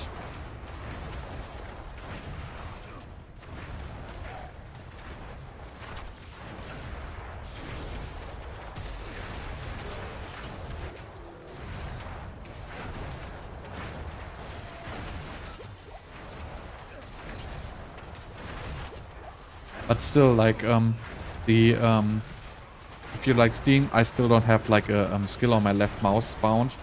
And at this point, it really helps so much to be able to just, you know, not think about what you're doing while you're going through these mobs. Because if you don't have this this click to move on your left mouse, you're gonna click mobs, or you're gonna have to be like super concentrated to make sure you move to the correct spots.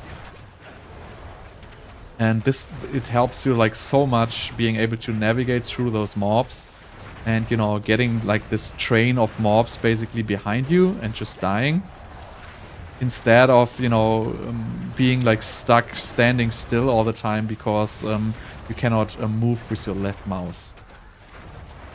So if you have a controller, it's not going to be an issue. But I don't have a controller.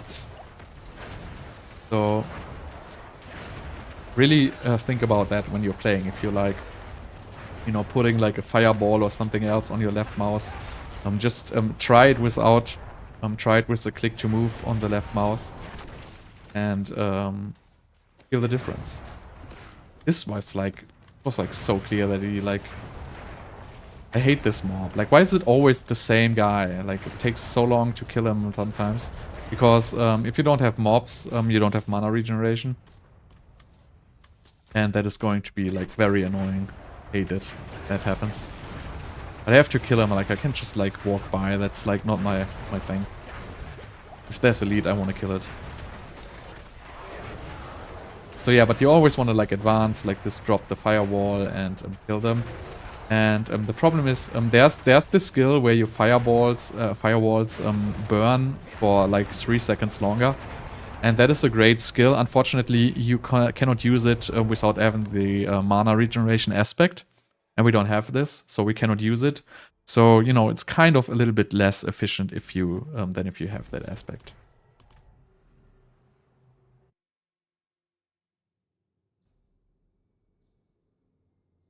Right. See what we have for skill points. So at this point, I'm gonna use Flame Shield movement speed as well, and then after that, I'm gonna choose the.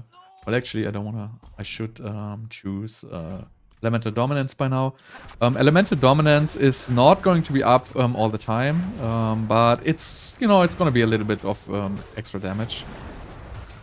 But at this point, I don't really have like any other skill points to put, so I can start getting Elemental Dominance, even though I don't really need it at all. So as you can already see, like the damage gets like significantly more. Like the mobs are going to start doing more damage at this stage of the game, because, you know, you're not supposed to like do like these deep dives into like all the mobs, and you really notice this. Again, if you have like trouble staying alive, you can always use the ice armor enchantment, and that is pretty much going to fix survivability for you if you want it. Okay, let's see. Junk. Elixirs. Them up. So I was very unlucky with legendaries. Also, legendaries tend to be like higher item level. I don't know how much higher, but they are.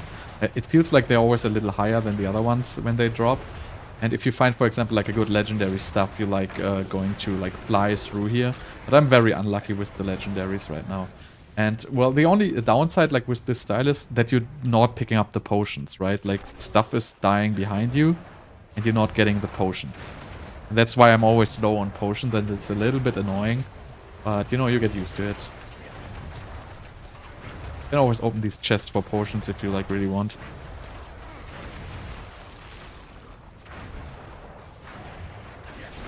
You can also get the mana regeneration on the frost armor, but I feel like that has, like, not enough uptime to be worth considering.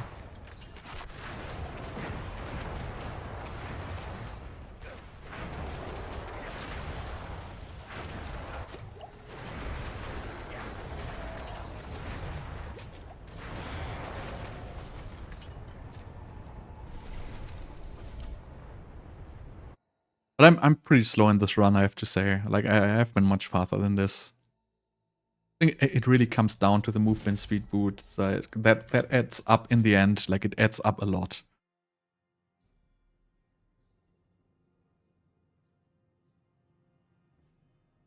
But yeah, again, you don't want to gamble for the boots. Like, you know, it is just like it is. You gotta deal with it.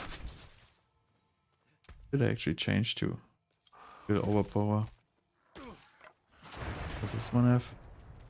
The boss junk.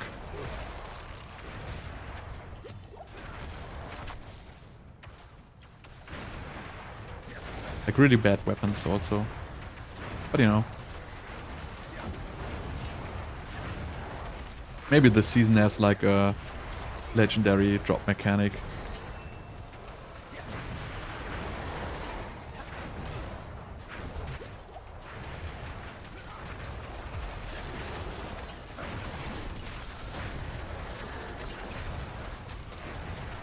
Stuff.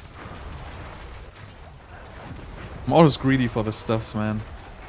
This one is a good one. 42 intelligence.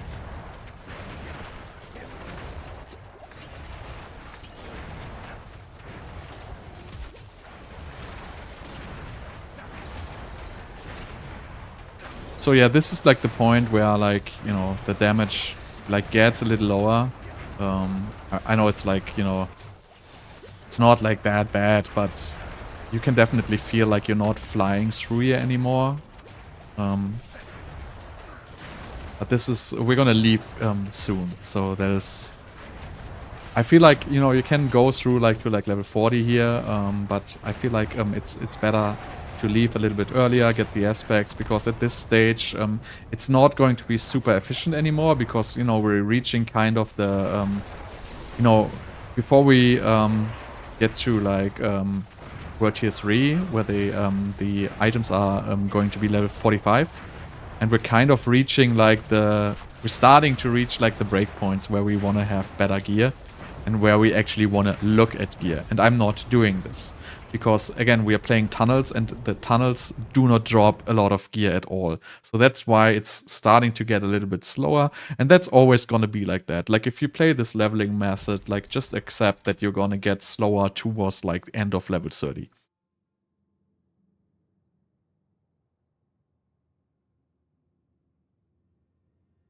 So yeah, it's just gonna like 2 or 3 more runs, and then we're gonna get the aspects.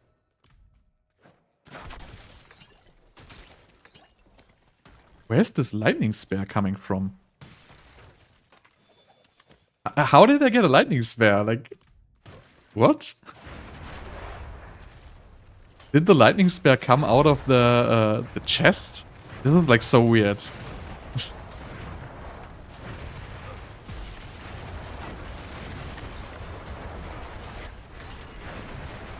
So there's the vampiric guy again. So you just want to, like, you know, advance forward. Like, we don't want to face that guy, like, head on. Because he's just gonna regenerate anyway.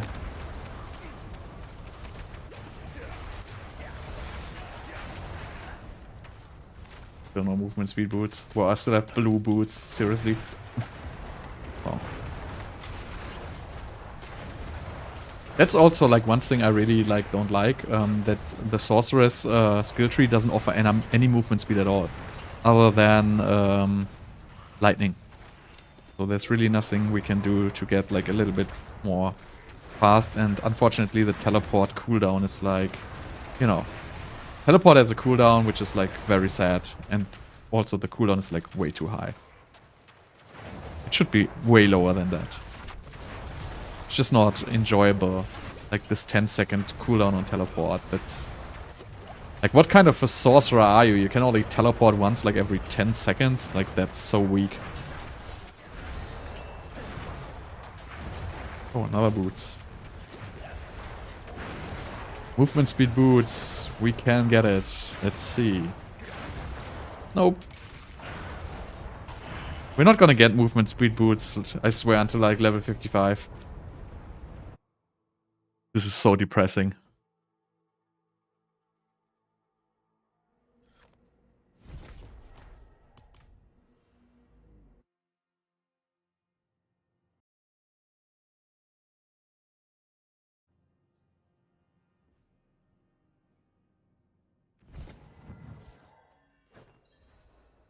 This is just depressing.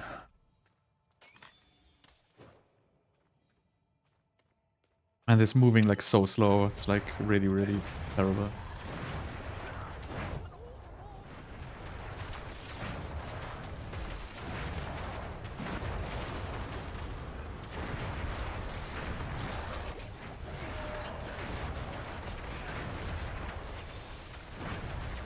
So we're gonna just readjust some skill points very soon for the Capstone dungeon.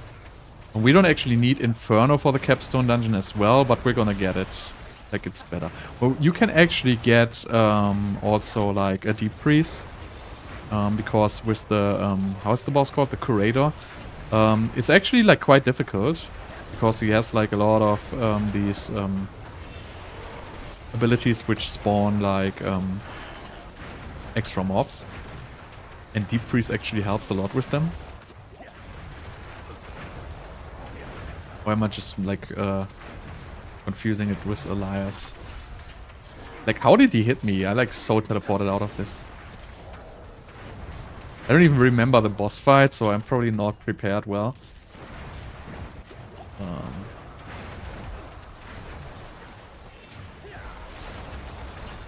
Let me think about the boss fight. The guy who's doing like the... Oh yeah, he spawn sets.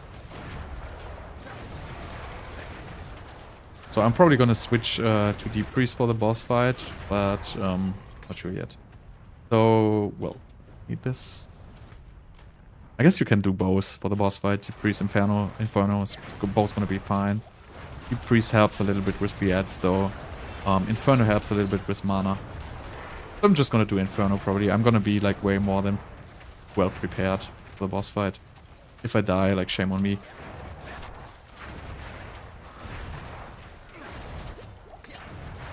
Also at this point you're not gonna have so many gem materials. It depends a little bit on the dungeons you play, how many gems you can craft.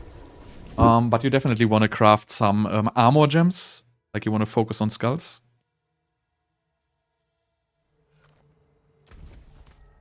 And also when we enter the Capstone dungeon, we want to get the new armor elixir, because we can get that at level, what is it, 35 I think, which gives 200 armor, so that really helps a lot when you do the Capstone dungeon. But I will get to that when we do the Capstone dungeon, which is going to be soon. This is my last run here probably, yep. So then we're going to get the aspect, and then we're going to do the Capstone.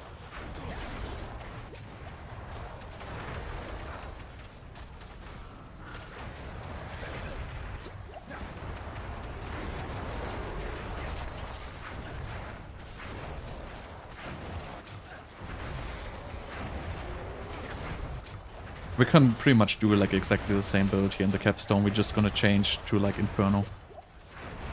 And take some unnecessary skill points out.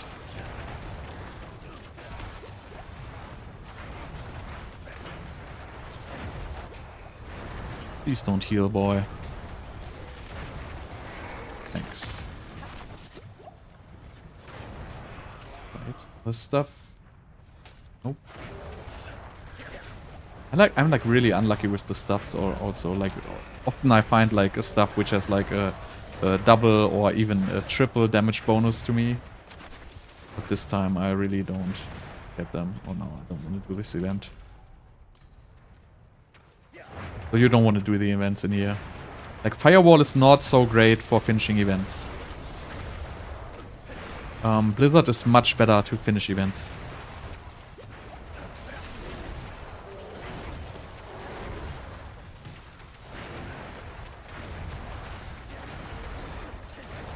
Oh, okay, I got no health potions once again.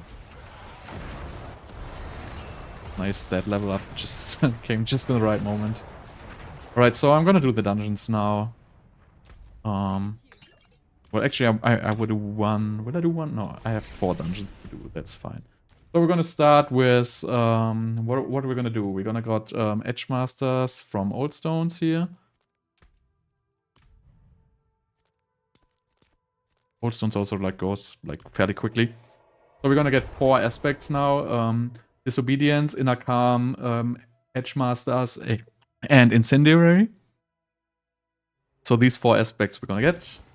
You know, if you're lucky at this point, you already have one. I am not lucky, so I don't have anyone.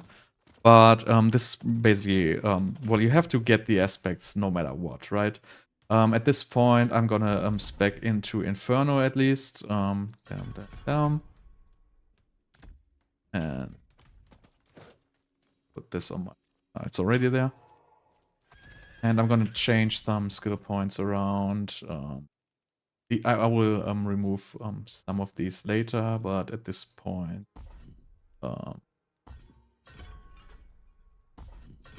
so, okay, I'm not that high. So I'm gonna get Elemental Attunement as well. And I'm gonna remove my skill points into Firebolt at this into Fireball at this point. And I'm gonna remove these 3 Elemental Dominance points here because it's not gonna have a very high uptime. Instead, I'm gonna switch to Lucky Hit to get some more mana regeneration and some more Firewall procs.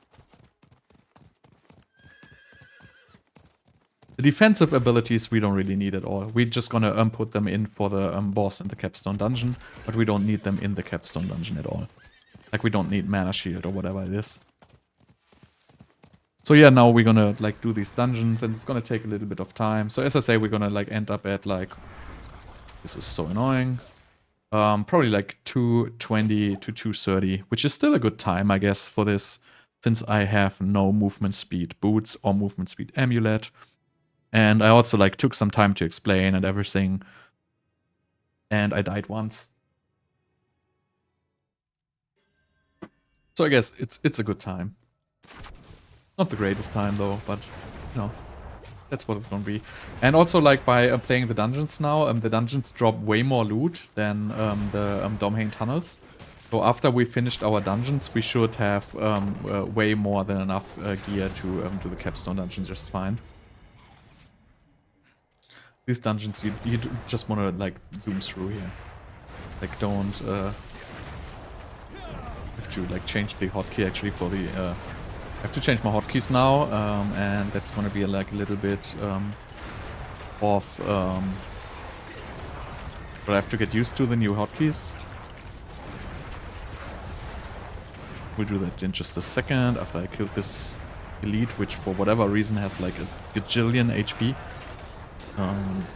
So I'm gonna change this one here to mouse 1, and this one goes here. So this is my new hotkeys. And this is probably pretty good stuff I just found. No, it's not. Unfortunate. Okay, now I got... Now it's gonna look a little bit weird because I have to get used to the hotkey change, because now my firewall is on left mouse and not on right mouse anymore. But you know, I'm gonna deal with it. So now we have Inferno, which is, you know, doing quite a good job. In general, it's like a great skill, but you don't want to use it in the tunnels because you're not gonna have enough uptime on it. But in dungeons and especially the Capstone dungeon, it really helps because you're gonna have these strong elite packs you just gotta take down.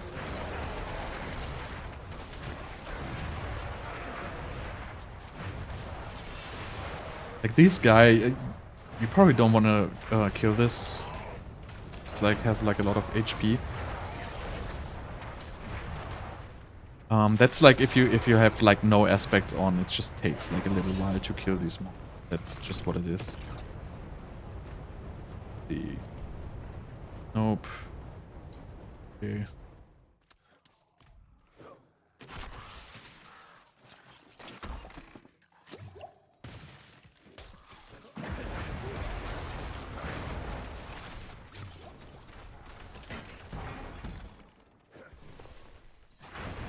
Okay.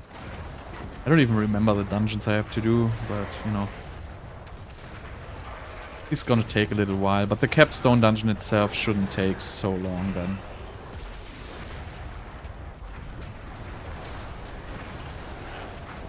I would assume if I would have found like movement speed boots, I would probably be at least 10 minutes faster. Maybe even 15. Which really matters a lot. Actually doesn't, by the way, if you do these events like I'm doing right now, it doesn't make sense to try to complete them essentially fast because you're just going to spawn more elites, which then you're going to take longer to pick them up and they don't give XP. So in these events you can also just like stand there and wait until everything is spawned and then just kill it. You're not gonna... Oh my god, I don't want to fight the butcher, man. Come on.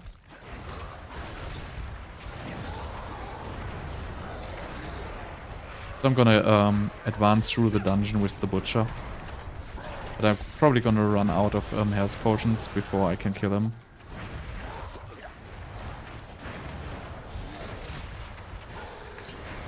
Well, let's see actually. We might be able to.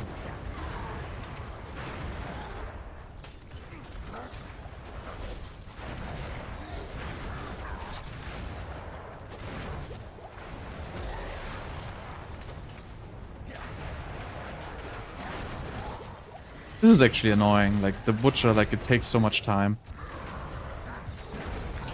in this early stages of the game.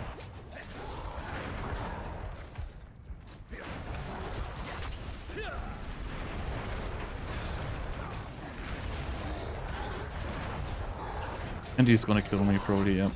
Well, that's unfortunate, but you know, there's really nothing you can do about this. It happens. This build, like, if I had aspects, it wouldn't be a big deal, but without aspects, you just, at this stage of the game, you just, like, you're not gonna have enough damage to pick the guy up. See what we have here. Something good, no. Well, this is actually a useless aspect, but it has a lot of mana cost reduction. Might take this. Check it real quick. I just have +1 mastery skills on mine, right? Full armor, I don't need that. So I'm gonna switch to this. 7% mana cost reduction is very nice.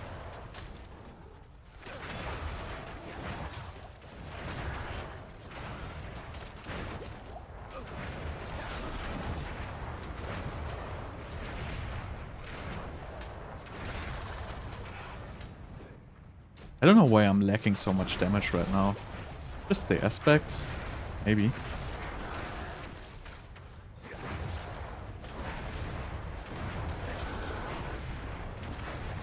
I feel like I forgot something, like, very important, but I for sure did not.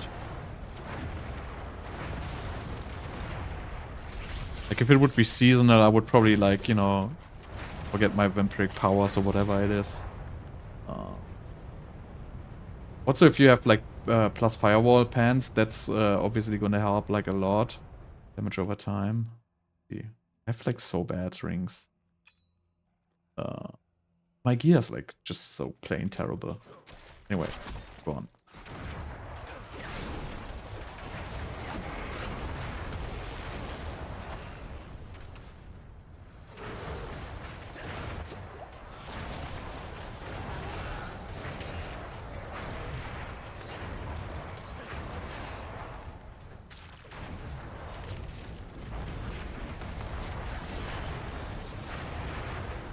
Right, so we have Edgemasters, then we get like 3 more aspects, and then we're gonna do the Capstone.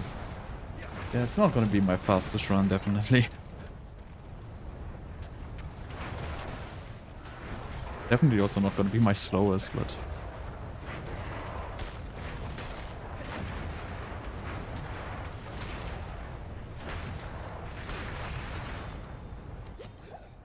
Okay.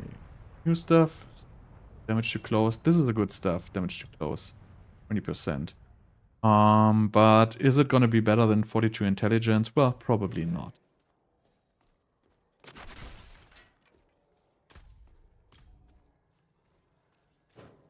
It's like really so terrible without the movement speed. I like can't say it enough. Like it's so bad.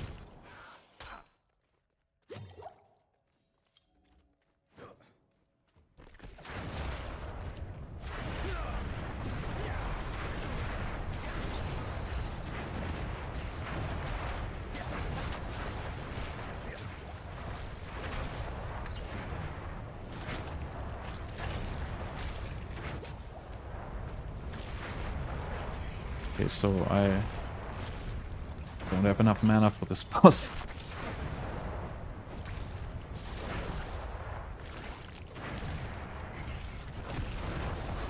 Yeah, usually I get like one of the aspects earlier, which is the aspect of Inner Calm, which would give me like a 30% damage buff when I stand still. But this time I didn't do it, so it's probably better to get that aspect early on. Really helps a lot.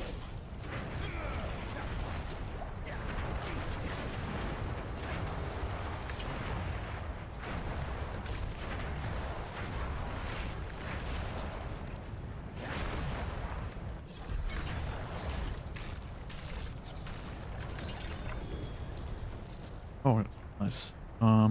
So next we're gonna go for the what is it called? Raz Wind Wilds or something like that. That's going to be this one here. Go to... This is like a faster dungeon at least. Oh man, I'm so slow. This is like depressing. Okay, let's check this stuff here. Mastery skill damage, damage to frozen junk. Really no good gear. Get a new elixir.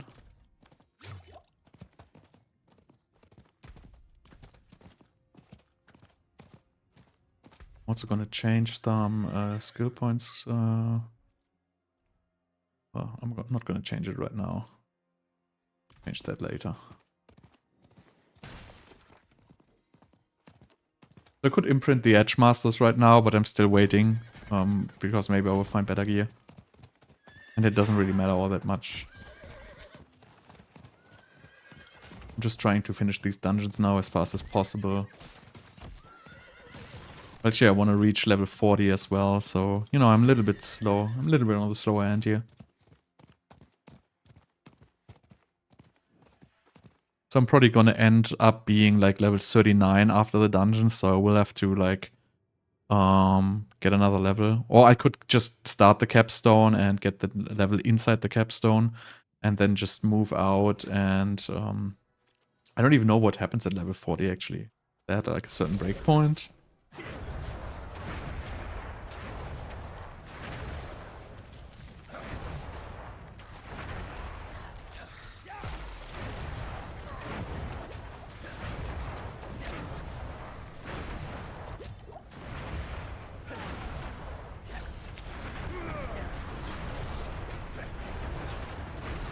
I don't feel, I just feel like very weak this run.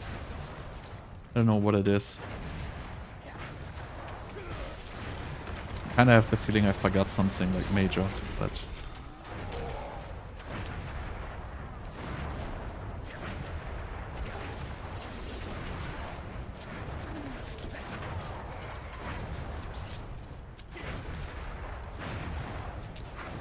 So these like extra HP ones are like always annoying. Oh my god, it's the movement speed boots. At level 37 and a half. Gonna run like the wind now. Finger on this and I'll add it to my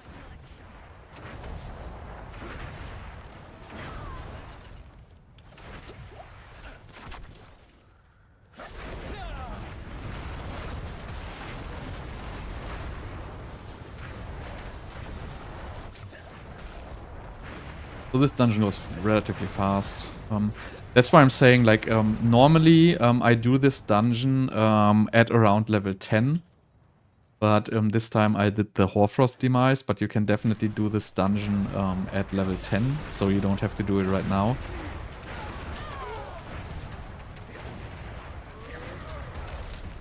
Oh, this was like unexpected. Did it open already? Yes. So now we just gotta kill the boss. Then we just gotta do 2 more quick dungeons, and then we're gonna do the Capstone. So yeah, I'm probably still gonna make it at like 2:30.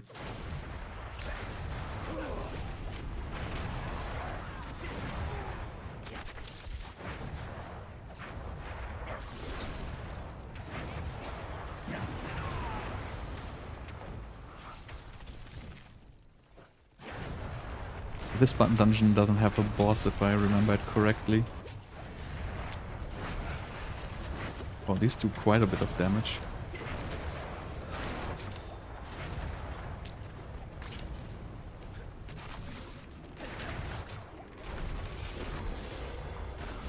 I think I just have to kill the 3 guys here. No, it has a boss, okay. I have to go all the way back.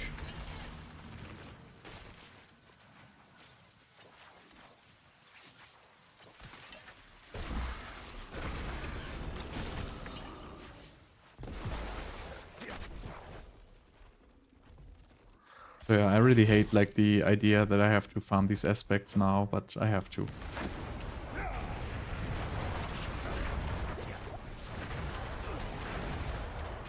These guys are like heavy.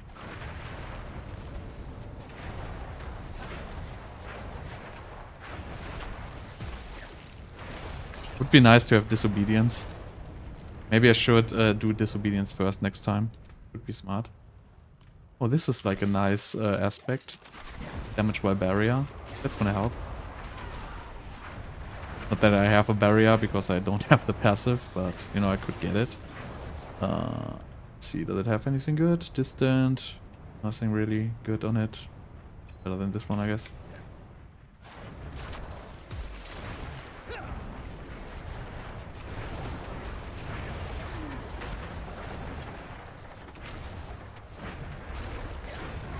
Right. One more of those guys.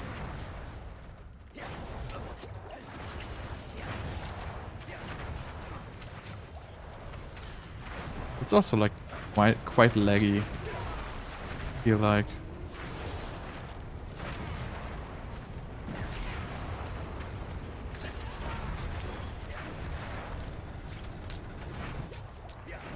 This is really like in this dungeons, like I'm now playing like not the tunnels and the dungeon, like there's like so much more legendaries dropping.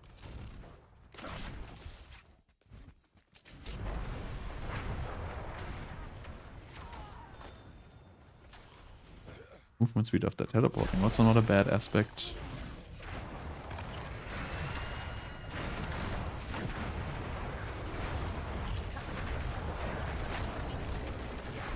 You have to be a little bit careful here. Oh, because I'm permanently out of health potions. That's like my biggest issue here.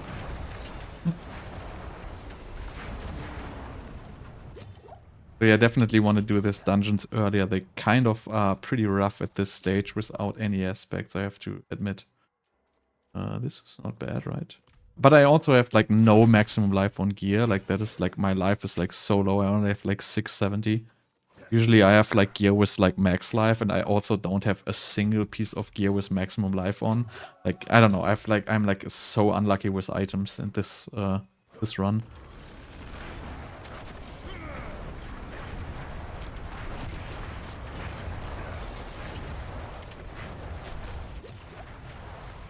These guys do like so much damage to me right now. They're really annoying.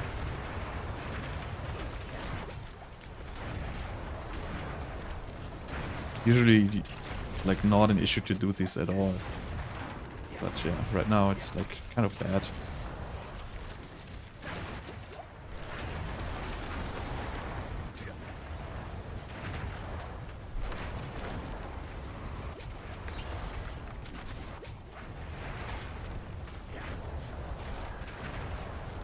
Anyhow. Last time I remember I had like 1k life at this point, I think.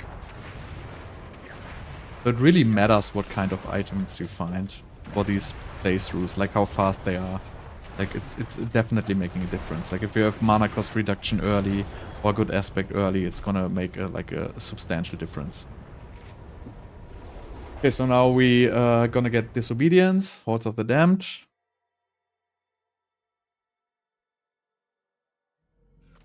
But we're not gonna okay, so this is this is an item with max life, at least.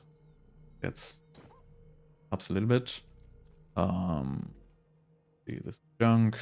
Just look like through some of the gear here real quick because I really feel like a little bit weak at this point. Gotta keep the firewall one. Do we have anything which kind of helps with survivability issues? Doesn't look like it, and this is all old junk. Anyway. So I'm gonna salvage all of these. This aspect, don't need this aspect, don't need this aspect, and well, I kind of can get this aspect, but actually I don't care. Alright, so let's go Hordes of the Damned.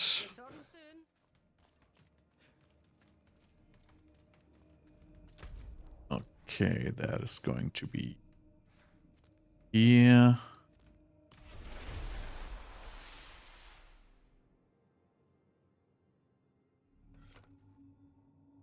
So just want to say it once again, like there's definitely faster ways of doing this. Doing this dungeons here is like fairly inefficient.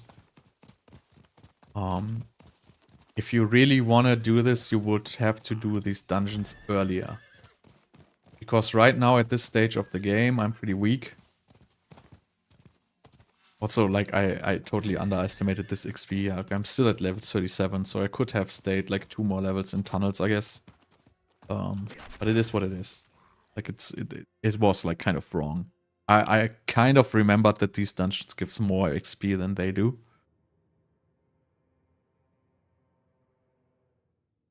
I'm also missing those skill points, obviously. It's quite important.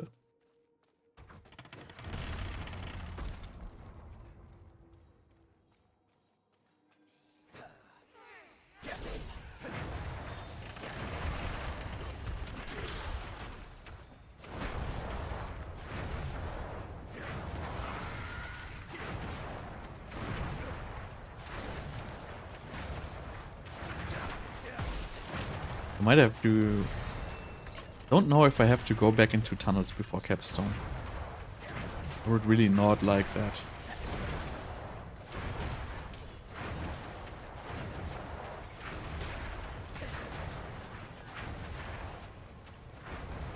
And it's supposed to be the idol, isn't it supposed to be?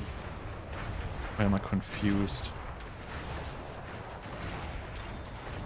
Ah no, it's the other dungeon. This. Okay.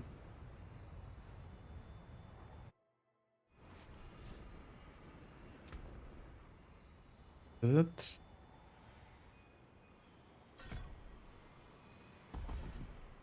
also really helps if you have like hands with plus firewall. I also didn't find any of these in this run, so that also like it really helps a lot if you have those.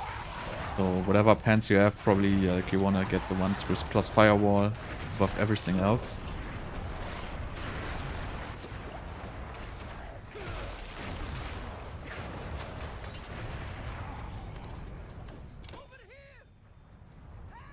Aufseher.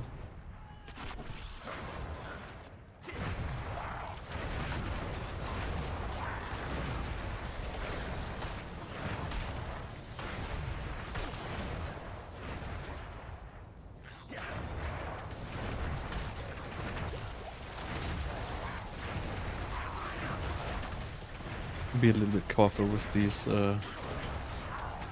bombers or whatever you call them.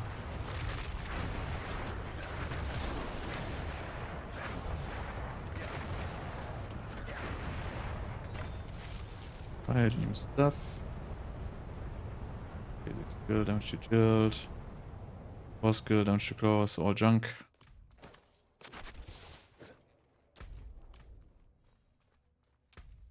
These.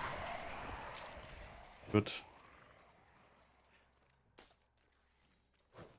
So slow, and like I'm moving so slow, it's like so depressing.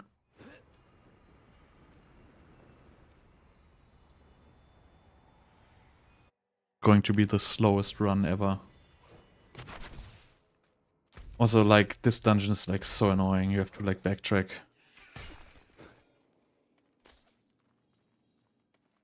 And I think the other side you don't have to backtrack actually. There's like a portal or something like that, if I remember it correctly. You can also get like yourself killed. You're probably gonna be faster than backtracking.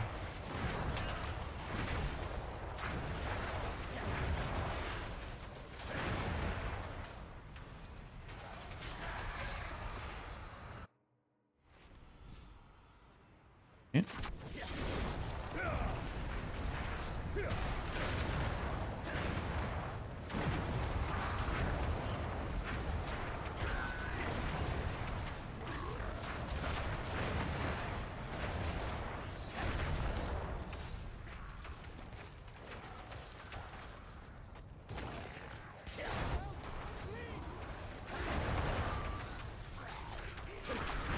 I wish I had a good stuff.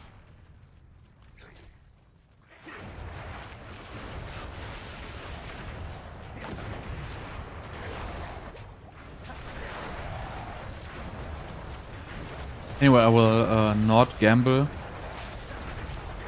before going. I'm just gonna assume I can do it without.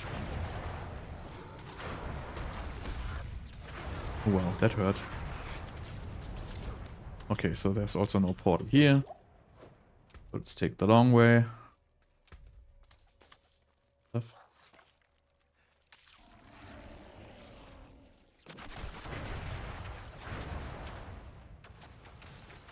And find the decent stuff here.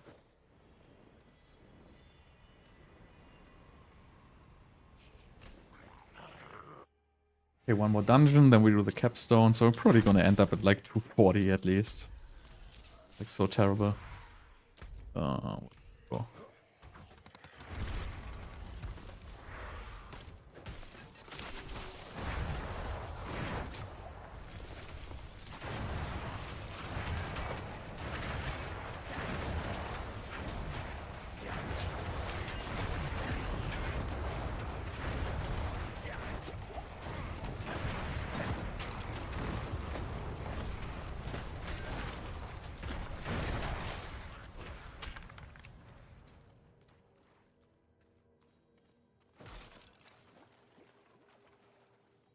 Okay. So we are level 38, so I'm gonna be level 39 when entering. I don't even remember why. Is it level 40 so I can use the good armor elixir actually? Not sure at this point.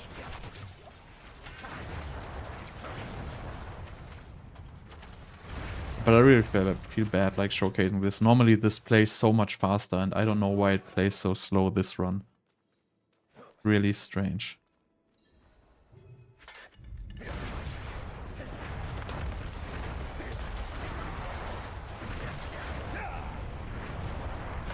This is also the most annoying boss for this build, by the way. Because it keeps like going out of the firewalls.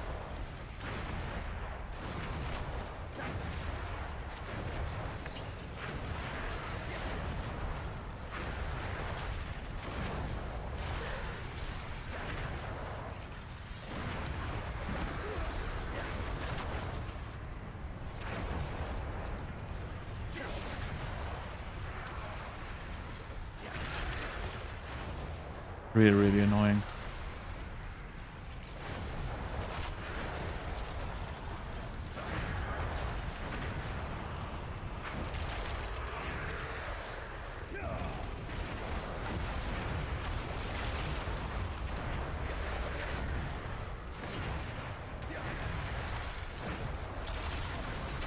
I mean, it's gonna be much better once I have the aspects on. That just looks like very weak right now because I don't have any aspects on yet. So I'm definitely gonna try this again to put the aspects on earlier. I think it's a better way to put the aspects on earlier than this. Okay, so now we have one more dungeon, which is going to be the what's it called? Tomb of the Saints. That's somewhere here. Oh, here it is, right? Yes. What is... Oh, this is so far away from any waypoint. Oh my god.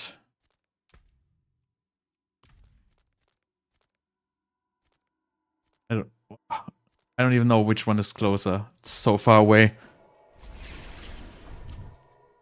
But this is the last one, then we're gonna imprint aspect, then we're gonna do the capstone finally. Like very, very slow, I apologize.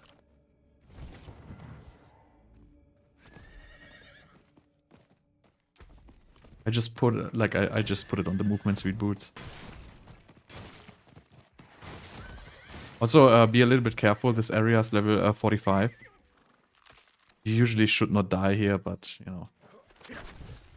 You can actually farm. Like what we could do is we could try to farm like an event here to reach level 40. Because we can actually get like a great gear piece here if we find like bosses like this one here. Like if you're not like too much like, you know, on the time, you can do one of these bosses or like a couple of them, and they're gonna give you like much better rares than what you have on your current item level. So as you can see, like this one, well, apparently it just dropped like some random hammer. But usually at this stage of the game, all elites drop 2 rares, and since we need a little bit of extra XP anyway, you can just kill these elites in the level 45 area, and if they drop a stuff, you're gonna have like a major damage buff. Like this event, for example, like it's gonna be a hard event, but I'm gonna do this event now. And see if we can pick up some nice stuff here.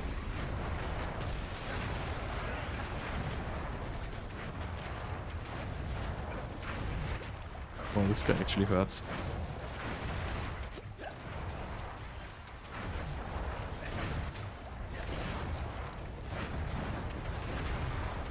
This is a little bit difficult, actually. But let's see if we can get any good rares out of this.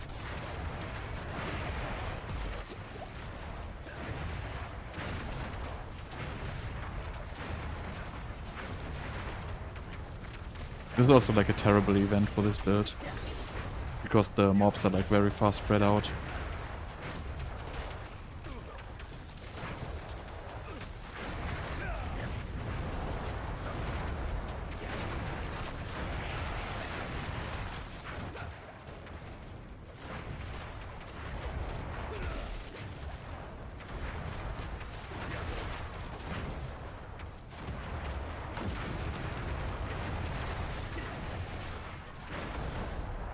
Am I actually gonna finish this in time? Oh, I have no health potions left once again. Grab some.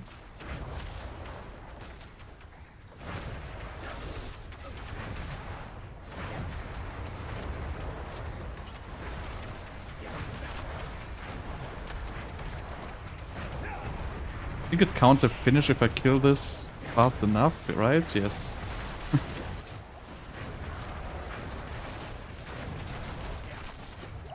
Still like a very hard event at this stage. I feel like so weak. Like I feel like I did something, like I forgot something major. Shouldn't be this weak. Hope he drops a weapon for all my effort. God, don't die now, please. No! I pressed the Frost Nova. This is so depressing. But yeah, I can still finish him off, I guess. Or is he gonna be reset? Oh my god, he's really gonna be reset. Who does this?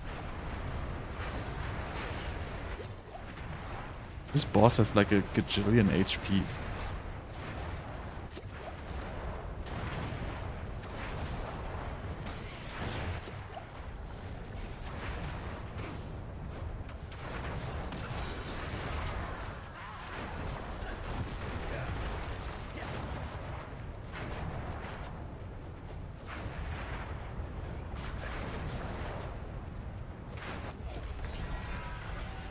the boss itself drops nothing. Thanks for nothing. Was a good idea, but I can't even wear them. They are like level 39. But yeah, it really helps if you get like items like this. Because my items are like plain terrible.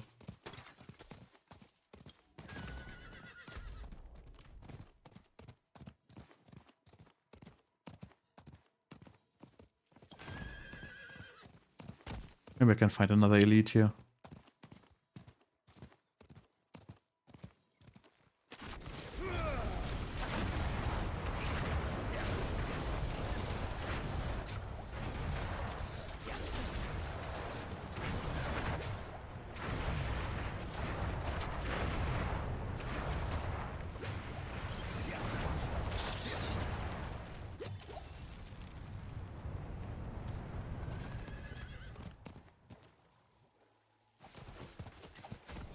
No luck for me.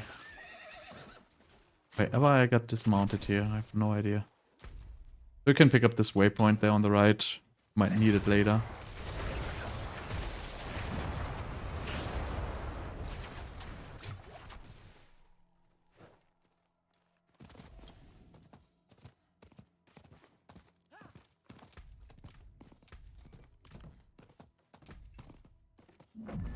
I actually have like two focus at item level 527, and as you see, my stuff is like 436. So that would be like a major upgrade if I find like a one-handed weapon for this. But I don't want to play one-handed weapon because I don't need the attack speed. I will just go out of mana. To this goblin here.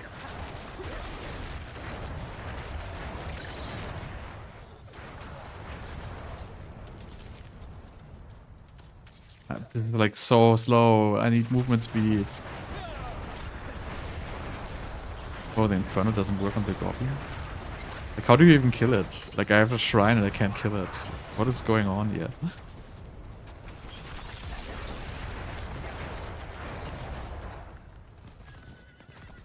Really strange.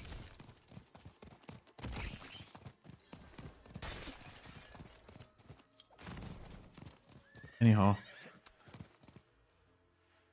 One more dungeon, then I'm gonna get to level 40, put aspects on, and finish this.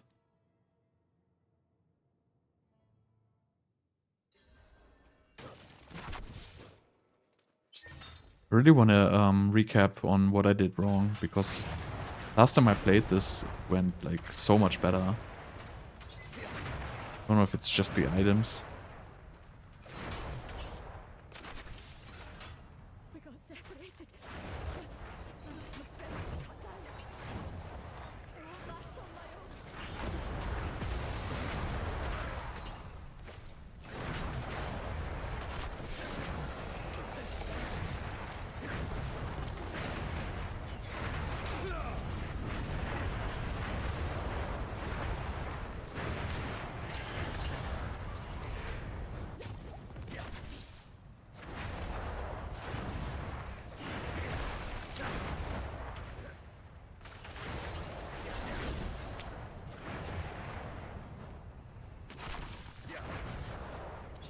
I don't even know where I would be missing the damage.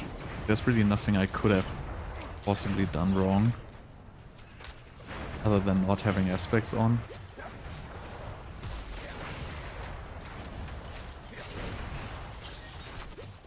Oh, that's already the switch.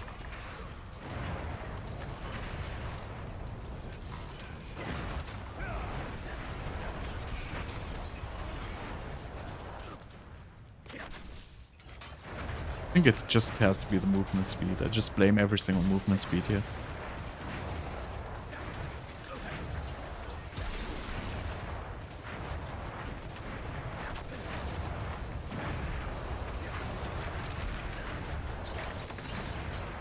But it definitely, like, it really makes a difference how lucky you are with the drops in these kind of scenarios. If you cannot, like, imprint aspects because you don't have them, and you cannot, like, do enchantments and stuff like that, it's really a huge deal if you find, like, a good two-handed weapon, for example, or if you don't.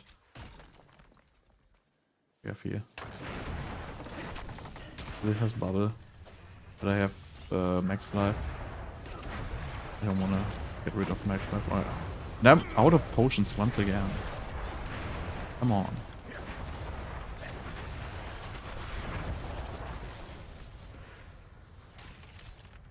Really, really such bad drops.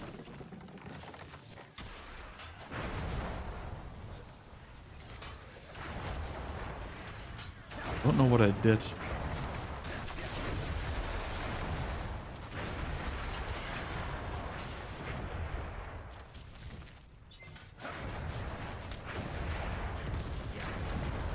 Shrine event. Like, can't I just have the shrine and call it a day? Now I have these two archers behind me, which are like super annoying.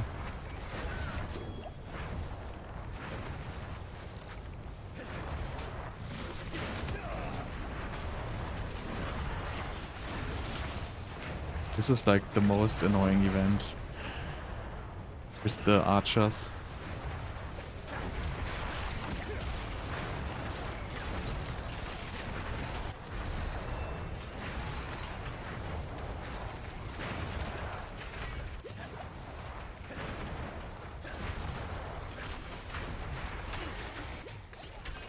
I feel like I should be doing double the damage of what I'm doing right now.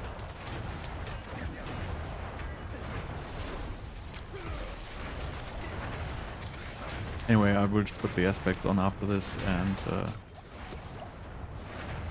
check the potion.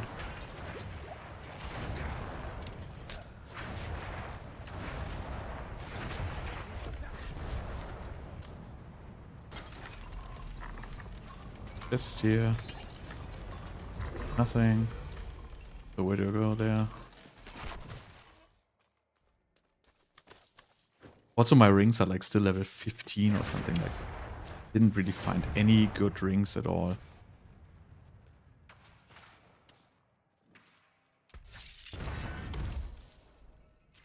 So I want to prepare to get a protection passive because I have the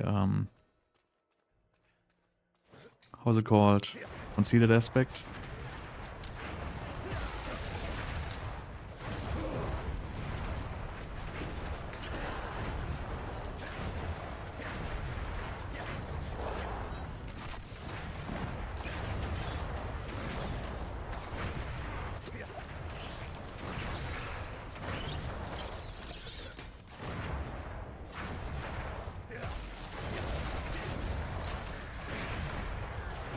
Yeah, so far, even though I'm like pretty slow, like in general, if you imprint these aspects a little bit faster, you're gonna be much better than I am right now.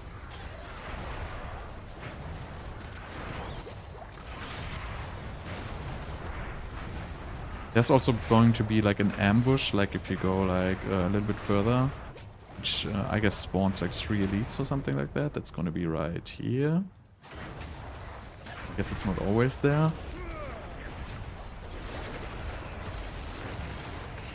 Oh, there it is. You gotta be a little bit careful because these red ghosts like really hurt a lot.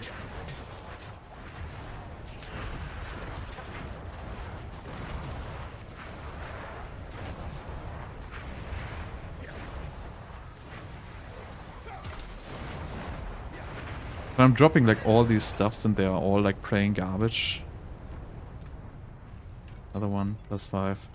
Like really, it's like so unlucky that I'm staying like on the same power level all the time. Usually I would have like a much better stuff by this point. Anyway, gonna be done soon. So if you have aspects, it's gonna be much easier than later.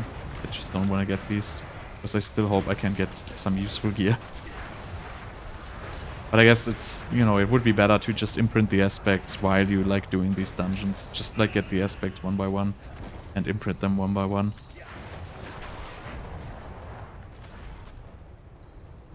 Okay. So I still need a half level until I can get the boss. The capstone. Oh, this is like so slow.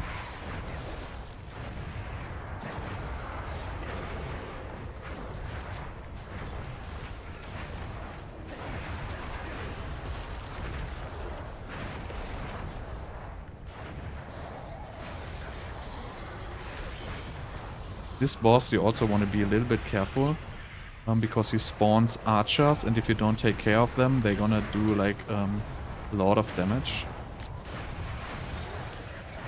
These archers, at some point you want to kill them.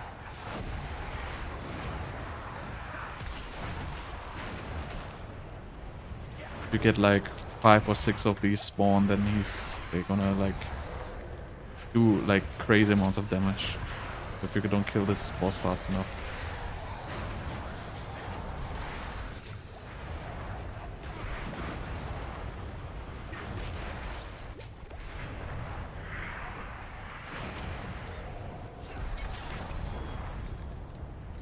Okay. So this is going to be it for the dungeons. We have all the aspects we need now. And I wanna check real quick if I actually need level 40 to get the elixir I wanna craft. Because I'm not entirely sure at this point. So we wanna have the... Go down here. No, we don't need level 40, right? It's level... Let's say... I guess you don't need it. Right, so the next one here is going to be level 45, right? Okay, we don't need level 40, so that's okay. So we can go there, it's level 39, it's not going to be a big deal. So we're going to craft like the Iron Barb elixir here for like 200 extra armor.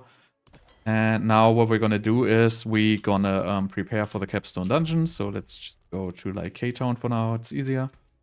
We're going to imprint our aspects, upgrade our gear, get the gems in, and do the Capstone dungeon.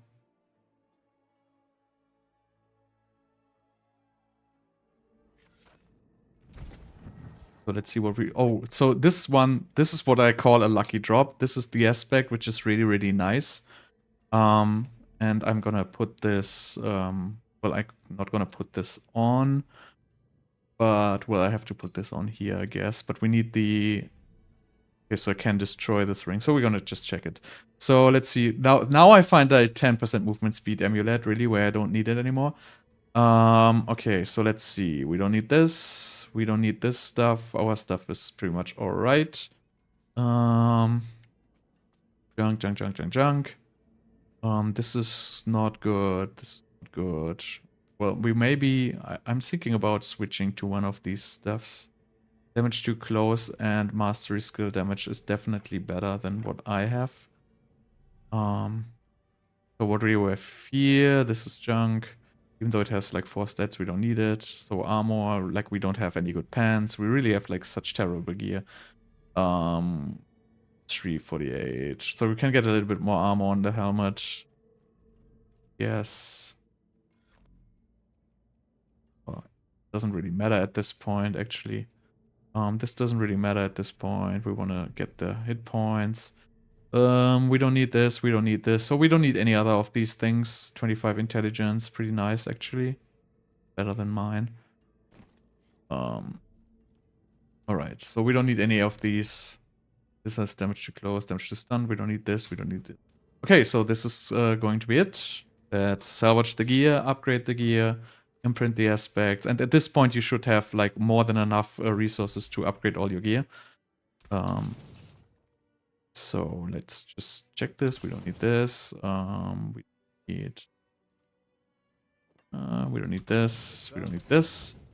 So at this point, we are gonna upgrade our gear. These we can upgrade full. These we can upgrade 3. These, so you will have more than enough resources to upgrade these at this point. Trust me. I know I have like more because I'm on Realm, but you will be able to do this, no problem. And you can definitely use those resources here. Why didn't I upgrade this? You could also upgrade these a 4th time, but I wouldn't recommend it because those materials are going to be valuable. You can definitely upgrade the weapon like the 4th time. I would recommend doing that. I will do that after imprinting. So let's get the aspects we want. So what we're gonna do is we're gonna put Disobedience on our amulet. Well, actually, I guess in this I'm so far behind. I'm gonna put Disobedience on my pants here. because I have an extra offensive aspect from drops. I'm gonna put Disobedience on here. Disobedience. So this is an aspect we have. Then we have the how's it called? This one aspect of the protector we're gonna have. Then we have offensive aspects. So first of all, we have our aspect of inner calm. That's the most important one. Well, I guess Edgemasters also, but I always tend to put the aspect of inner calm on my weapon because I want to have faster up to like the 30%. Then we have our in this case I have this aspect, so I'm missing one slot. I wonder if well, actually it doesn't matter. Let's just pretend I didn't have this. So we want to have the Edgemasters on our gloves. And then in this case, if we didn't have, like, we want to put the resource aspect on here. I'm going to keep this one here because this one is definitely stronger. So we could put like an offensive aspect on our amulet, but I'm not going to do this for now. I'm going to pretend we didn't find this aspect. So we want to put the Incendiary, this one here, we want to put it on our ring. Okay, so we imprinted all our aspects. Now, what I sometimes do is I would do like a little enchant on my stuff, but I'm not doing it right now. So now we will also have plenty of materials due to the socketing. So don't worry about it. It's not going to be an issue. You can definitely socket these items. You're going to have way more enough of these. Way more than enough of these. And then on the gems, I don't know how many rubies I have right now, but I assume you usually can craft like not always all chipped, but sometimes you have to do like a couple of crudes. But that is alright. I'm just gonna add sockets now everywhere here. So I assume I have the materials, even if I wouldn't have them. Usually you will have the materials at this point. So we want to put like amethyst in our weapon, and then we want to get skulls for our jewelry. Put all this stuff in. This and this. So now we are like ready to go. So this is everything easy, right? You don't have to do this, but if you do this, this is going to be like the easiest time you're going to have. So this time, this also we can update.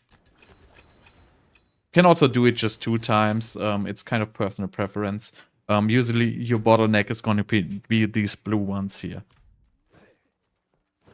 Okay, so now we have everything set up. We're not level 40 right now, but it doesn't really matter at this point. And now we can go to the Capstone dungeon. Let me just upgrade this weapon one more time. Okay, we can do it. No big deal. Let's go. Do we have to change any skills? I guess at this point we don't have to change any of these. Actually, we could change a little bit here to get a little bit more damage out. But well, actually, I'm just gonna remove the elemental attunement here and gonna put it into like elemental dominance, and then I'm gonna remove the lucky hit chance here. So this is all almost it a little bit depends on like what kind of gear you have at this point, how you do the respecs. So I don't need this. I can do like this damaging ability. This is all fine. We don't have to change anything in here. The immobilized stuff doesn't matter at all. So we have 2 extra skill points, I guess. Elemental attunement really doesn't matter too much at this state. So we can just put it back into like, I guess. And so we're missing 1 point at this point. Because we're not level 40 yet. But it depends a little bit how you change the skills. And I will do like the skill builds once I publish this guide. So you want to get the 200 armor elixir now. So we should have way more than enough survivability. And we should be able to advance through this dungeon now just fine. Even though this is like the slowest run ever, we still do it. No problem.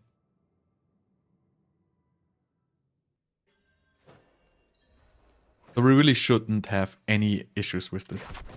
Like, if you really go in earlier and if you go in like very unprepared, you might have like issues with this dungeon, but like we should not have any problems here.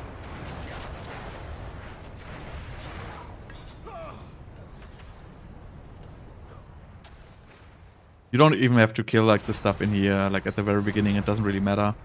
I don't even care if I reach level 40 or not, it's not gonna matter.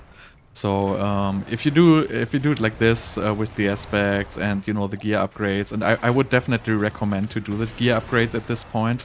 I wouldn't save the resources because you're gonna have like so many resources since we have the change where the gear gets automatically salvaged, so you will not have any issues having enough resources at all. Nice, he jumped out of my inferno.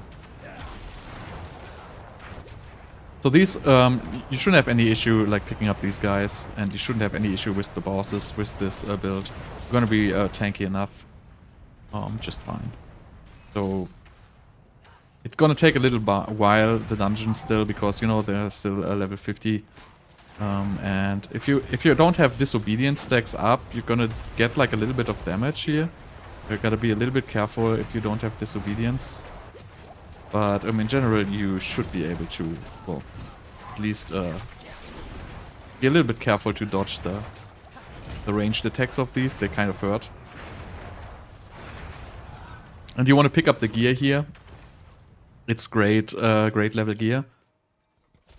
They are going to be better than sacred items, basically, the gear which drops here. Not always, but sometimes. Like, kind of a weird thing I don't really understand, but sometimes these are, like, very strong. So you just want to pick them up so you can look at them later. We cannot use them right now, but just pick them up.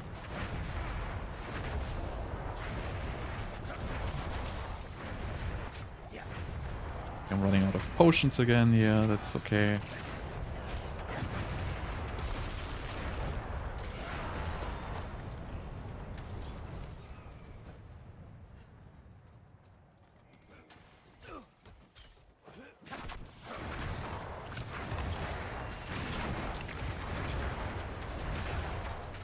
It's like so annoying that these are like teleporters.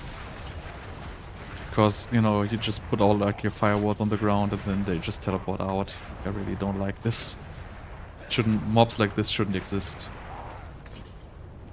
This is like, you're here to kill mobs. Mobs are not supposed to teleport out of your like stuff. Pretty boring. But yeah, like if you play it like this and you don't do the capstone like super early, you're not gonna have any issues doing the capstone. And I find it much more enjoyable than, you know, dying like 10 times or 5 times in the capstone, which is like, I feel like it's a frustrating process. And since we're not super min-maxing here, like not a word first race or anything, that's totally alright.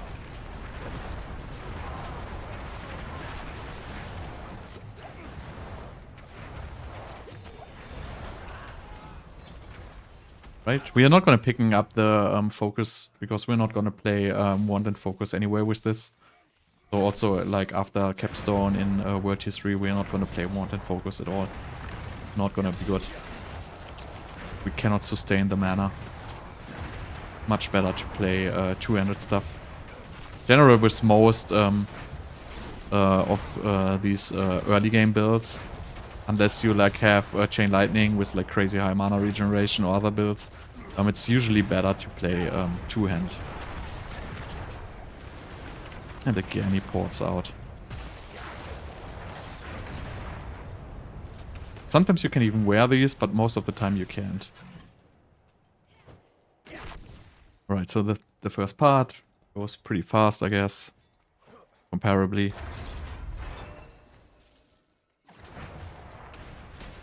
Could also respec here for Blizzard. Like in general, Blizzard is a little bit better in these dungeons. But you know, I don't want to respec. I want to stick with the same build, at least at the beginning.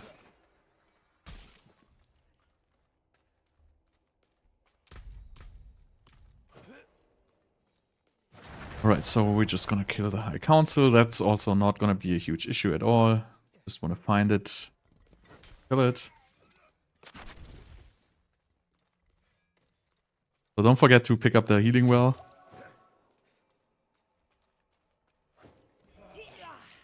And you want to kill the physician first, which is hard enough because, you know, they cannot be crowd controlled. But still you want to kill the physician here first, because he's going to resurrect the other ones.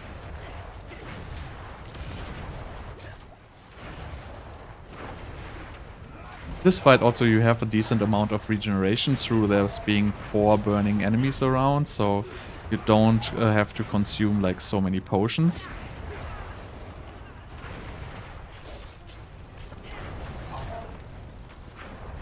But unfortunately your mana regeneration is not going to be that great because you cannot stand still. I mean, you can stand still, but I would not recommend it, because they're going to hit you with all kinds of crazy stuff.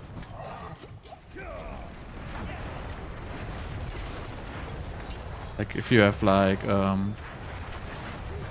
flame shield up, you can still stand still for a little bit, but yeah, in general, like the aspect of inner calm, which is like one of our major damage sources, doesn't work here, and also the mana regeneration doesn't work here. So then, you know, you see these ghosts, you want to run away a little bit from these ghosts because they still attack you, and besides that, like this, you shouldn't have any difficulty doing this fight at all. Like, there's really not much you can do wrong. Go and like, you don't even, it doesn't even matter if you dodge these abilities, they don't really do very high damage. This one does a little bit of damage, but that is pretty much going to be it.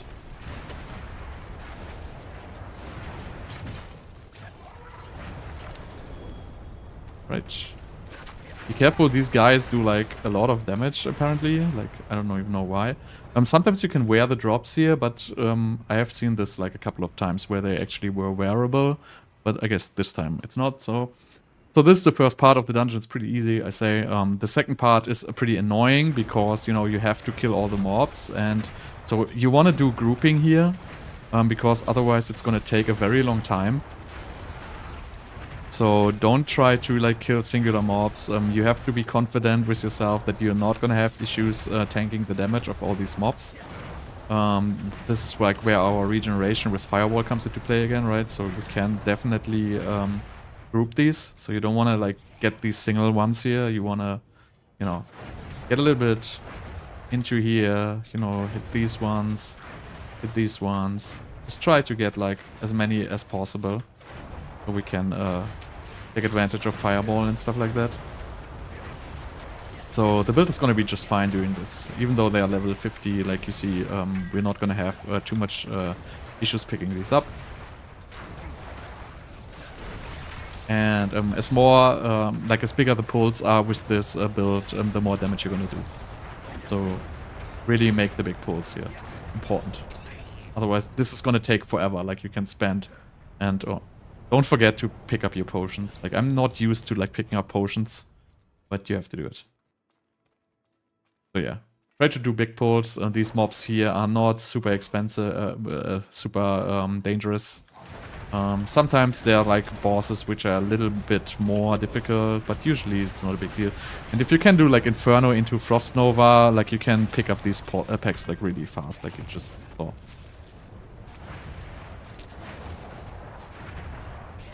Right, let's get some more of these.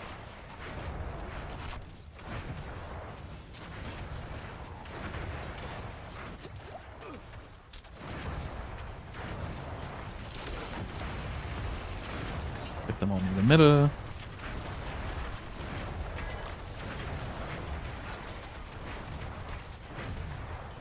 And we should be like at the boss very soon now.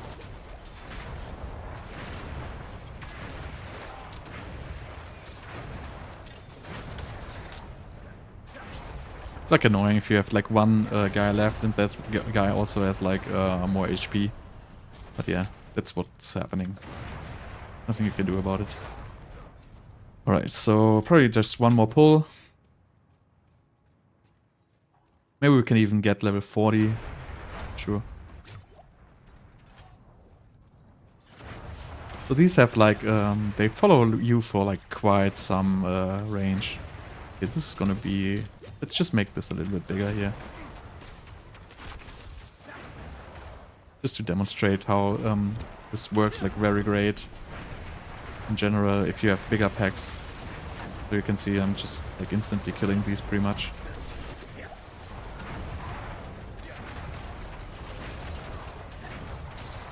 Oh, there's another elite. This vampiric. Wonderful.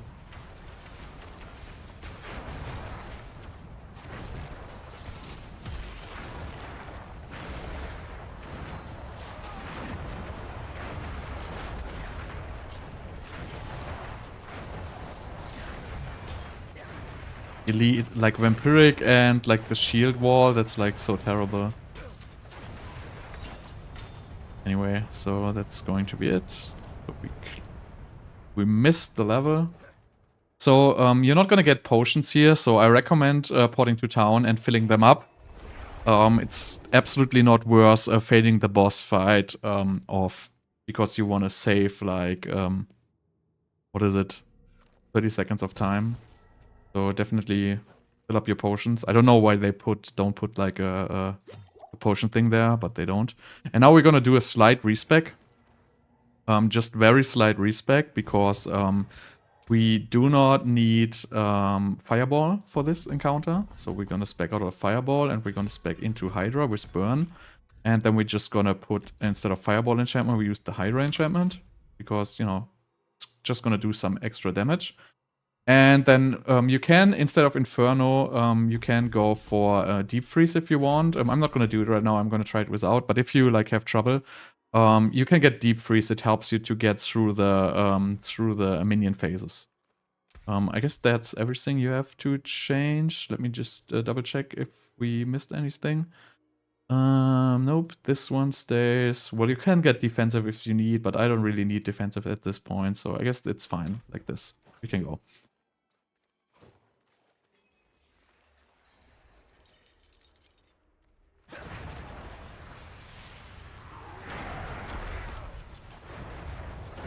So you want to save your Inferno for the first minion phase here.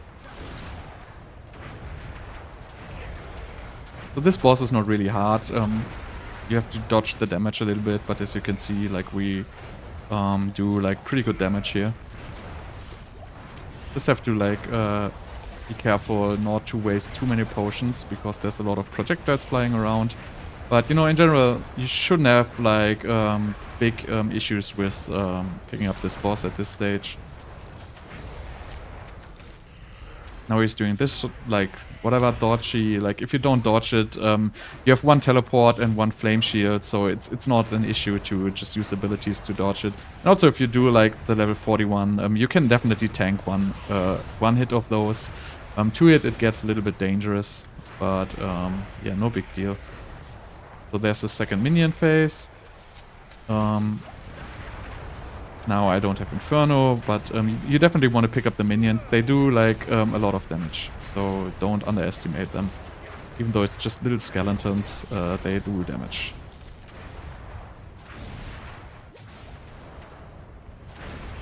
So yeah, it does quite a bit of melee damage. They does this thing again. Easy dodge. So you don't want to face tank him for too long. Next minion phase. Careful, there's a lot of like of these little ghosts flying around. And be careful not to like hug the walls, because he's gonna explode them, and then he's also gonna explode you. But you can really take your time with doing this. You're not on a timer or anything here. You also should get enough health potions to sustain this. Okay, so one more minion phase. One of them.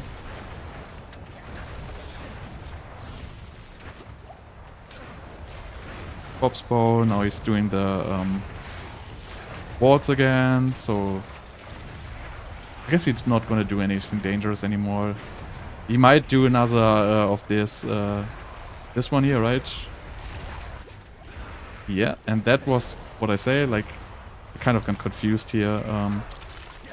And you can definitely, like, if you would do this at level like 35, you would just instantly die.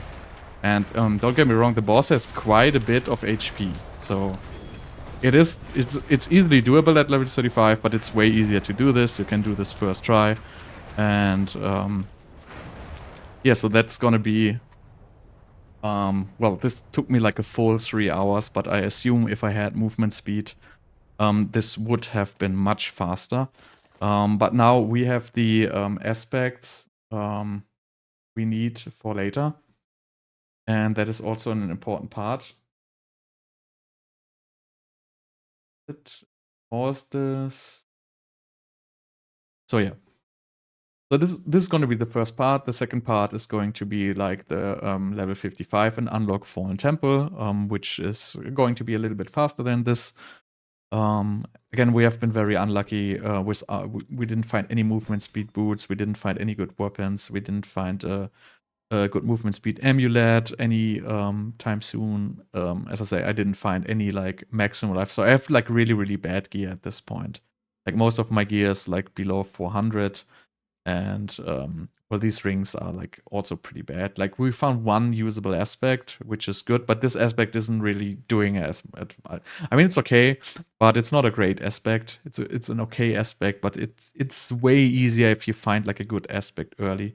But I would definitely recommend getting the aspects earlier and also imprinting them earlier. Like at least the aspect of Inner Calm, for example, that's gonna help a lot. But yeah, so that's the first guide for like the firewall leveling. I will put the build guide together, and I will do the second part maybe tomorrow, maybe day after tomorrow. I don't know yet. And then I'm also gonna make like a video about some of the leveling methods from like level 40 to 55 and how it works on the outside leveling with the whispers and everything. And then I'm also gonna compare, like maybe I'm gonna compare some builds, but I don't know yet. Like I'm pretty sure this is gonna be a great leveling build. But I would still want to compare it to Blizzard. Yeah, so that's everything for today. Like I'm excited for the new season, and I hope you enjoyed it. And